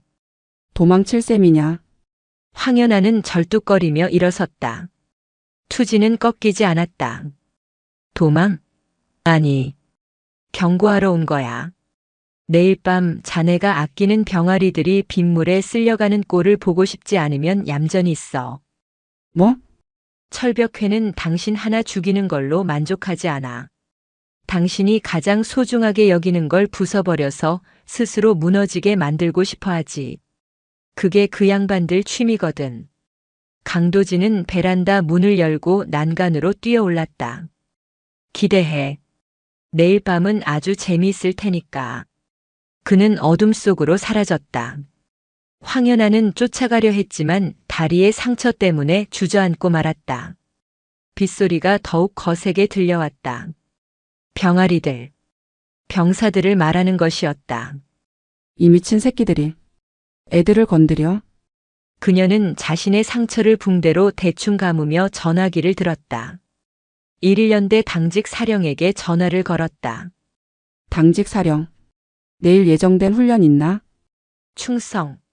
예, 내일 밤 2대대 야간 전술 행군이 계획되어 있습니다. 군단 작전처에서 하달된 필수 훈련입니다. 취소해. 당장. 예. 하지만 군단 지시 사항이라. 지금 밖을 봐. 호우주의보가 경보로 바뀌었어. 이런 날씨에 산악 행군을 하면 다 죽으라는 거야. 내가 책임질 테니까 무조건 취소해. 아, 알겠습니다. 대대장들에게 전파하겠습니다. 전화를 끄는 황연아의 손이 떨렸다. 군단 작전처. 철벽회의 손길이 이미 거기까지 닿아 있었다. 그들은 악천후를 이용해 사고를 위장하고 병사들을 희생시켜 그 책임을 황연아에게 뒤집어 씌우려는 것이었다. 그녀는 찢어진 이마의 피를 닦아냈다. 거울 속에 자신을 노려보았다. 와라. 내 부하 털끝 하나라도 건드리면 그땐 지옥 끝까지 쫓아가서 씹어 먹어줄 테니. 황연아는 옷장에서 전투복을 꺼내 입었다. 잠은 다 잤다. 그녀는 밤새 부대 상황을 감시하기 위해 지휘 통제실로 향했다. 빗줄기는 멈출 기미가 보이지 않았고 1.1년대의 운명을 건 긴 밤이 시작되고 있었다. 다음 날 오후 6시. 비는 폭포수처럼 쏟아지고 있었다. 파주 일대에 산사태 경보가 발령된 상황이었다. 황연아의 훈련 취소 지시에도 불구하고 군단 사령부에서 긴급 명령이 내려왔다. 1군단 작전명령 제5호. 1.1년대 2대대는 예정대로 야간 전술 행군을 실시하라. 이는 적의 악천후 침투에 대비한 실전적 훈련이다. 불이행 시 연대장 황연아를 항명죄로 즉시 보직 해임하겠다. 새로 부임한 군단 작전 참모의 서명이 박힌 공문이었다. 그는 철벽회의 핵심 멤버로 알려진 인물이었다. 황연아는 공문을 구겨버렸다. 미친놈들. 애들 목숨을 담보로 힘자랑을 해? 그녀는 2대 대장을 호출했다. 대대장. 병력 출동시키지 마. 내가 군단장 만나서 단판 짓고 올 테니까. 연대장님. 이미 늦었습니다. 2대 대장의 목소리가 떨리고 있었다. 군단 헌병대가 와서 지휘 통제실을 장악했습니다. 그리고 부연대장이 제 지휘권을 박탈하고 병력을 강제로 출발시켰습니다. 지금 선발대가 검은 계곡 입구에 진입했습니다. 뭐? 검은 계곡? 황연아의 안색이 창백해졌다. 검은 계곡은 평소에도 지반이 약해 낙석 사고가 잦은 곳이었다. 이런 폭우 속에 그곳을 지나가는 건 자살 행위나 다름없었다. 게다가 통신이 잘 터지지 않는 음영구역이었다. 부연대장 그 자식이. 진급에 눈이 멀어서 영혼을 팔았구나. 황연아는 더 이상 지체할 수 없었다. 그녀는 자신의 전속 부관과 운전병만을 데리고 레토나에 올랐다. 검은 계곡으로 간다. 최대한 빨리. 차량이 빗길을 뚫고 질주했다. 와이퍼가 쉴 새 없이 움직였지만 앞이 잘 보이지 않을 정도였다. 계곡 입구에 도착했을 때 이미 흙탕물이 계곡을 가득 메우고 흐르고 있었다. 물살이 무서울 정도로 거셌다. 통신병. 2대대 선발대 호출해. 칙, 칙. 응답이 없습니다. 통신 불량입니다. 그때 번개가 번쩍이며 계곡 안쪽을 비췄다. 황연아의 눈에 믿지 못할 광경이 들어왔다. 계곡 중간 불어난 물에 고립된 병사 수십 명이 바위 위에 위태롭게 매달려 있었다. 물은 이미 그들의 허리까지 차올랐고 위쪽에서는 흙더미가 쏟아져 내리고 있었다. 저기다. 황연아는 차에서 내려 트렁크에서 구명 밧줄을 꺼냈다. 연대장님, 위험합니다. 급류가 너무 셉니다. 부관이 말렸지만 황연아는 듣지 않았다. 내가 간다. 너희들은 여기서 밧줄 지지해.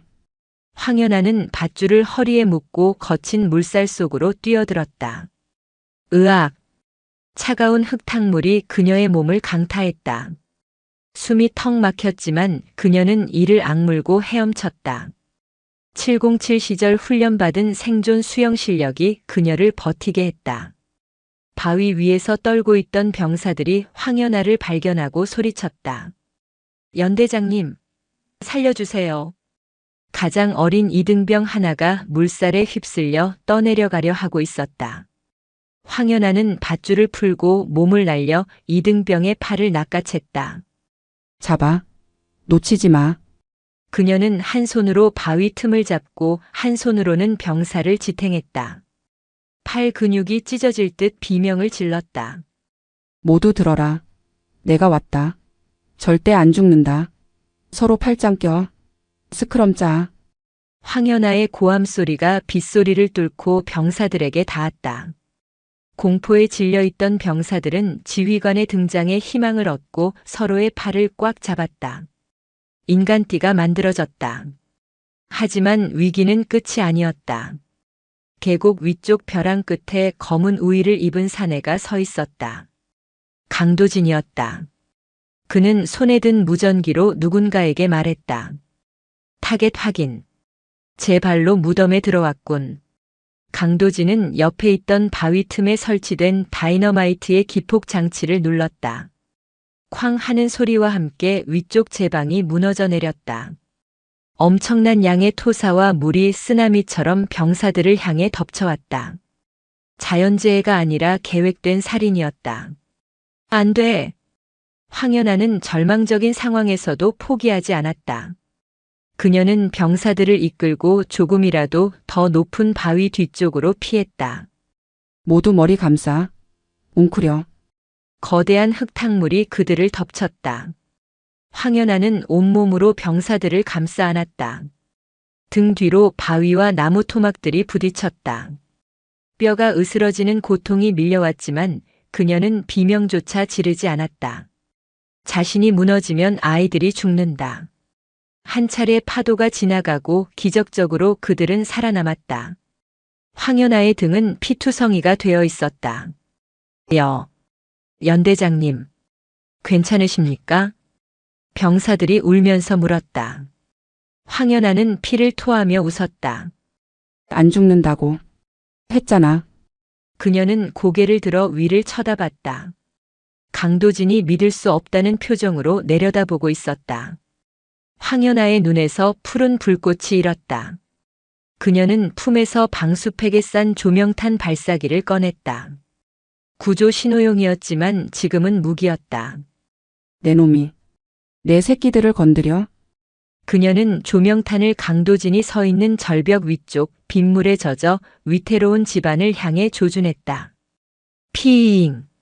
붉은색 조명탄이 어둠을 가르고 날아갔다. 강도진을 맞춘 게 아니었다. 그가 밟고 있는 약한 집안을 강타했다. 폭발과 함께 집안이 무너져 내렸다. 강도진이 균형을 잃고 비틀거렸다. 흙더미와 함께 그가 계곡 아래로 굴러떨어졌다. 그는 물살에 휩쓸려 순식간에 사라졌다. 부관. 지금이야. 밧줄 당겨. 황연아의 신호에 대기하고 있던 병력들이 밧줄을 끌어올리기 시작했다. 1명, 2명. 고립되었던 30명의 병사들이 모두 무사히 무트로 나왔다. 마지막으로 황연아가 올라왔을 때 그녀는 탈진하여 바닥에 쓰러졌다. 연대장님, 의무병. 병사들이 그녀를 에워쌌다. 그들의 눈물과 빗물이 섞여 황연아의 얼굴 위로 떨어졌다. 황연아는 희미해지는 의식 속에서도 병사들의 숫자를 세고 있었다. 1, 2, 30. 다 살았나? 예. 전원 생존했습니다. 연대장님 덕분입니다. 다행이다. 다행이야. 황연아는 정신을 잃었다. 다음 날 병원. 황연아는 온몸에 붕대를 감은 채 눈을 떴다. 갈비뼈 2대가 부러지고 전신 타박상을 입었지만 다행히 생명에는 지장이 없었다. 병실 문이 열리고 이대대 병사 대표들이 들어왔다. 그들이 가져온 것은 꽃바구니가 아니라 수천 장의 종이가 담긴 상자였다. 이게 뭐냐? 황연아가 쉰 목소리로 물었다. 연대장님 해임 반대 서명입니다. 연대장님이 저희 구하시고 쓰러지신 뒤에 군단에서 징계위원회 연다는 소식 듣고 전 병력이 밤새 썼습니다. 병사들뿐만 아니라 부모님들도 동참해 주셨습니다. 황연아의 눈시울이 뜨거워졌다. 권력과 돈으로 뭉친 철벽회는 강했다. 하지만 사람의 마음을 움직이는 힘은 그보다 더 강했다. 그녀는 병사들의 손을 하나하나 잡아주었다. 고맙다. 너희들이 날 살렸다. 병사들이 돌아간 뒤 황연아는 창밖을 바라보았다. 비는 그쳤고 하늘은 맑게 개어 있었다. 하지만 그녀는 알고 있었다. 강도진은 시신이 발견되지 않았다. 그리고 철벽회는 이번 실패로 더욱 악랄하게 그녀를 공격해올 것이다. 그녀는 침대 옆 협탁에 놓인 강도진이 떨어뜨리고 간 무전기를 집어들었다. 계곡에서 주워온 것이었다. 그녀는 무전기 송신 버튼을 눌렀다. 들리나? 숨어 있는 쥐새끼들. 치익 소리 뒤에 침묵이 흘렀다. 이번엔 내가 이겼다. 그리고 다음번엔 너희 차례야. 내 몸이 부서져도 너희들이 쌓아 올린 그 더러운 철벽 기필코 무너뜨린다. 그녀는 무전기를 박살내 휴지통에 던져 넣었다. 황연아 대령. 그녀는 더 이상 혼자가 아니었다. 그녀 뒤에는 그녀를 믿고 따르는 2,000명의 1.1년대 장병들이 있었다. 이제 반격의 시간이었다. 퇴원 수속을 밟는 황연아의 몸은 아직 성치 않았다. 갈비뼈에는 압박 붕대가 감겨 있었고 찢어진 이마에는 거즈가 붙어 있었다. 의무대장은 퇴원을 만류했지만 그녀의 고집을 꺾을 수는 없었다. 연대장님, 최소 일주일은 더 안정이 필요합니다. 부하들이 흙탕물 속에서 뒹굴고 있는데 지휘관이 하얀 침대보 위에서 밥 받아 먹고 있을 수는 없어. 황연아가 정복 단추를 채우며 단호하게 말했다. 그녀가 병원 문을 나서자 놀라운 광경이 펼쳐졌다. 병원 입구부터 주차장까지 1.1년대 장병들이 도열해 있었다. 누가 시킨 것도 아니었다. 휴가를 나온 병사들, 비번인 간부들이 자발적으로 모인 것이었다. 그들의 손에는 우리의 별은 황연아 대령뿐입니다. 지켜주셔서 감사합니다라고 적힌 피켓이 들려 있었다. 충성. 연대장님의 쾌유를 축하드립니다. 우렁찬 함성이 병원 앞마당을 흔들었다. 황연아는 잠시 멍하니 그들을 바라보다가 천천히 거수 경례를 올렸다. 그녀의 눈가가 촉촉해졌다. 이것이 그녀가 지켜야 할 이유였고 싸워야 할 힘이었다. 부대로 복귀한 황연아는 곧바로 작전 회의를 소집했다. 하지만 이번 작전의 대상은 적군이 아니었다. 대한민국 육군을 좀먹고 있는 내부의 적, 철벽회의 수장이었다. 정보과장. 마상구 소장의 면회 기록 확보했나? 네. 마상구가 구치소에서 변호사를 통해 외부와 접촉한 정황을 포착했습니다. 수신자는 백운철입니다. 회의실에 침묵이 흘렀다. 백운철. 그는 육군 대장 계급장을 단 제1야전군 사령관이자 군 내에서 살아있는 전쟁 영웅으로 추앙받는 인물이었다. 차기 참모총장 1순위로 거론되는 그가 범죄 조직의 수장이라니. 영웅의 가면을 쓴 괴물이었군. 황연아는 책상 위에 놓인 백운철의 사진을 노려봤다. 온화한 미소를 짓고 있는 노장군의 얼굴 뒤에 병사들의 피를 팔아 배를 불리는 탐욕이 숨겨져 있었다. 놈들은 마상구를 꼬리 자르기로 버렸어. 하지만 마상구가 관리하던 비자금 장부는 아직 회수하지 못했을 거야. 그 장부가 어디 있는지 알아냈다. 황연아는 지도를 펼쳤다. 강원도 깊은 산속에 위치한 백운철 개인 소유의 사냥터 별장이었다. 명목상은 전몰 장병 유가족 지원 재단의 연수원이었지만 실상은 철벽회의 비밀 금고이자 아지트였다. 오늘 밤 그곳을 타격한다. 공식적인 지원은 없다. 실패하면 우리는 반란군으로 몰려 처형당할 수도 있다. 나를 따를 사람만 남아라. 아무도 나가지 않았다. 오히려 작전과장, 정보과장, 그리고 병사 대표로 온 이석진 병장까지 모두가 눈을 빛내며 고개를 끄덕였다. 좋아. 우리는 오늘 밤 군인이 아니라 도둑이 된다. 도둑 맞은 군의 명예를 되찾아오는 의적이다. 밤 11시. 강원도 산악지역. 폭우가 지나간 산길은 험했다. 황연아와 선발대는 군복 대신 검은색 침투복을 입고 별장 외곽에 도착했다. 별장은 요새처럼 견고했다. 높은 담장에는 가시 철조망이 둘러쳐져 있었고 사설 경비원들이 순찰을 돌고 있었다. 말이 경비원이지 특수부대 출신 용병들이었다. 이 병장 드론 띄워서 열상 감지로 내부 병력 파악해. 이석진 병장이 소형 정찰 드론을 띄웠다. 조종기를 조작하는 그의 손놀림이 제법 능숙했다. 그는 입대 전 공대생이었다. 건물 내부에 10명, 외곽에 6명입니다. 지하 1층 금고로 추정되는 곳에 두꺼운 철문이 있고 그 앞에 2명이 보초를 서고 있습니다. 역시 지하군. 황연아는 작전과장에게 신호를 보냈다. 양동 작전이다. 과장은 정문 쪽에서 소란을 피워 시선을 끌어. 그 틈에 내가 후문으로 침투해서 지하로 간다. 알겠습니다. 연대장님 몸 조심하십시오. 아직 갈비뼈 안 붙으셨습니다. 걱정 마. 뼈는 부러져도 이빨은 살아있으니까. 작전과장 팀이 정문 쪽 숲에서 연막탄을 터뜨렸다. 펑, 펑. 뭐야? 습격이다. 경비원들이 정문 쪽으로 몰려갔다. 그 틈을 타 황연아는 담장을 넘었다. 707 시절 밥 먹듯이 했던 침투였다. 부상 입은 몸이었지만 정신력이 육체의 한계를 뛰어넘고 있었다. 그녀는 그림자처럼 건물 안으로 스며들었다. 복도에서 마주친 용병 하나가 총을 꺼내려 했지만 황연아의 수도가 그의 목을 치는 것이 더 빨랐다. 소리 없이 쓰러진 용병을 구석에 숨기고 그녀는 지하로 향하는 계단을 내려갔다. 지하 금고 앞. 덩치 큰 경비원 2명이 버티고 있었다. 길 좀 비켜주지. 황연아의 목소리에 경비원들이 곤봉을 꺼내 들고 달려들었다. 쥐새끼가 들어왔네. 황연아는 정면 승부를 피하고 날렵하게 몸을 숙여 덩치들의 다리 사이로 파고들었다.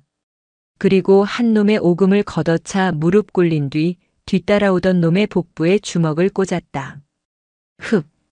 기압과 함께 주먹이 명치에 박히자 놈이 거품을 물고 쓰러졌다. 나머지 한 놈이 황연아의 등 뒤에서 목을 조르려 했지만 그녀는 업어치기로 가볍게 넘겨버렸다. 쿵. 바닥이 울릴 정도의 큰 충격에 놈들은 기절했다. 황연아는 금고 문 앞에 섰다. 최신형 생체 인식 잠금 장치가 달려 있었다. 하지만 그녀에게는 준비된 열쇠가 있었다. 마상구의 사무실에서 압수한 지문 데이터를 복제한 실리콘 필름이었다. 필름을 인식기에 갖다 대자 삑소리와 함께 육중한 철문이 열렸다. 금고 안에는 현금 다발과 금괴, 그리고 벽면을 가득 채운 서류철이 있었다. 철벽회 진급 청탁 리스트, 군납 비리 장부, 비자금 사용 내역. 대한민국 군대를 썩게 만든 모든 증거가 그곳에 있었다. 찾았다. 황연아가 서류를 배낭에 담으려던 순간이었다. 대단하군. 여기까지 들어올 줄은 몰랐는데. 어둠 속에서 익숙한 목소리가 들려왔다. 황연아는 동작을 멈추고 천천히 고개를 돌렸다. 금고 구석의 의자에 누군가 앉아 있었다. 백운철 대장이었다. 그는 한 손에 권총을 들고 여유롭게 황연아를 겨누고 있었다. 백운철. 계급장 떼고 이름 부르는 건가? 버르장머리 없는 건 여전하구먼. 황 대령. 백운철이 일어서서 천천히 다가왔다. 자네가 그 서류를 가지고 나갈 수 있을 것 같나? 이 별장은 내 왕국이야. 밖에는 내 부하들이 50명도 넘게 깔려 있어. 부하? 돈으로 산 용병들이겠지. 진짜 군인은 돈이 아니라 명예를 위해 싸운다. 명예. 하하. 야, 이 멍청한 것아. 명예가 밥 먹여주나? 늙어서 퇴역하면 남는 건 훈장 쪼가리랑 관절염뿐이야. 내가 평생 나라를 위해 헌신한 대가를 좀 챙기는 게 뭐가 나빠. 백운철의 뻔뻔한 궤변에 황연아의 피가 거꾸로 솟았다. 당신이 챙긴 그 대가가 내 부하들의 밥그릇이었고 방탄조끼였고 생명이었다. 당신 배 불리느라 죽어간 김상병 검은 계곡에서 떠내려갈 뻔한 내 새끼들. 그 피값을 어떻게 갚을 건가? 죽음으로 갚아주지. 너부터. 백운철이 방아쇠를 당기려는 찰나였다. 탕! 총소리가 울렸다. 하지만 황연아가 쓰러진 것이 아니었다. 백운철의 손에 들려있던 권총이 튕겨나갔다. 으악! 백운철이 손을 감싸 쥐며 비명을 질렀다. 총알은 밖에서 날아왔다. 지하 환기구 틈새를 통해 정확하게 저격한 것이었다. 누구냐? 황연아가 환기구 쪽을 바라보았다. 그곳에는 아무도 보이지 않았지만 바닥에 낯익은 탄피 하나가 떨어져 굴러왔다. 강도진이 쓰던 특수 제작 탄피였다. 빚은 갚았다. 환청처럼 그의 목소리가 들리는 듯 했다. 그가 왜 자신을 도왔는지는 알 수 없었다. 하지만 지금은 그게 중요하지 않았다. 황연아는 기회를 놓치지 않고 백운철에게 달려들어 그를 제압했다. 끝났다. 백운철. 당신의 더러운 왕국은 오늘로 멸망이다. 그녀는 백운철을 포박하고 배낭에 서류를 쓸어 담았다. 밖에서는 1년대 장병들의 함성 소리가 들려오고 있었다. 지원군이 도착한 것이다. 일주일 후 서울 용산 국방부 대강당 전군 주요 지휘관 회의가 열리고 있었다. 이 자리에는 국방부 장관을 비롯해 육해 공군 참모총장과 군단장급 이상 지휘관들이 모두 모여 있었다. 그리고 그 단상 중앙에는 손에 붕대를 감은 백운철 대장이 군 개혁안을 발표하기 위해 서 있었다. 그는 뻔뻔하게도 자신의 비리는 감춘 채 군 기강 확립을 외치고 있었다.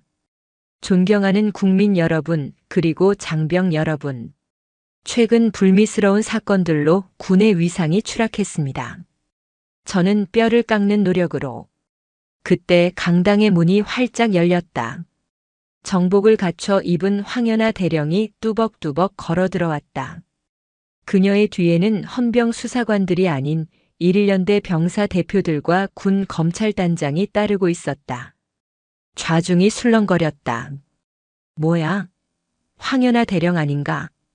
감히 여기가 어디라고 들어와? 백운철의 표정이 일그러졌다. 황 대령, 이게 무슨 행패인가? 당장 나가. 황연아는 단상 아래 멈춰 섰다. 그녀는 주눅 들지 않고 수백 명의 장군들을 둘러보았다. 대한민국 육군 1년 대장 대령 황연아. 긴급 보고 드립니다. 그녀의 목소리는 마이크 없이도 강당을 울렸다. 긴급 보고? 미쳤군. 헌병. 뭐해? 저 여자 끌어내. 백운철이 소리쳤지만 헌병들은 움직이지 않았다. 이미 군 검찰단과 국방부 장관의 재가가 떨어진 상태였다. 황연아는 손에 들고 있던 두툼한 서류철을 들어 올렸다. 이것은 지난 10년간 철벽해라는 사조직이 저지른 범죄 기록입니다. 진급 청탁 뇌물수수 군납비리 그리고 부하살인 교사 혐의까지. 그리고 그 정점에 바로 당신 백운철 대장이 있습니다. 장내가 찬물을 끼얹은 듯 조용해졌다. 모든 시선이 백운철에게 쏠렸다. 거짓말이야. 조작된 거야. 내가 누군 줄 알아? 난 전쟁 영웅이야. 백운철이 발악했다. 하지만 황연아는 단상으로 올라가 마이크를 잡았다. 영웅? 아니. 당신은 군복 입은 장사꾼일 뿐이야. 그것도 부하의 목숨을 팔아먹는 악덕 상인. 황연아는 스크린을 가리켰다.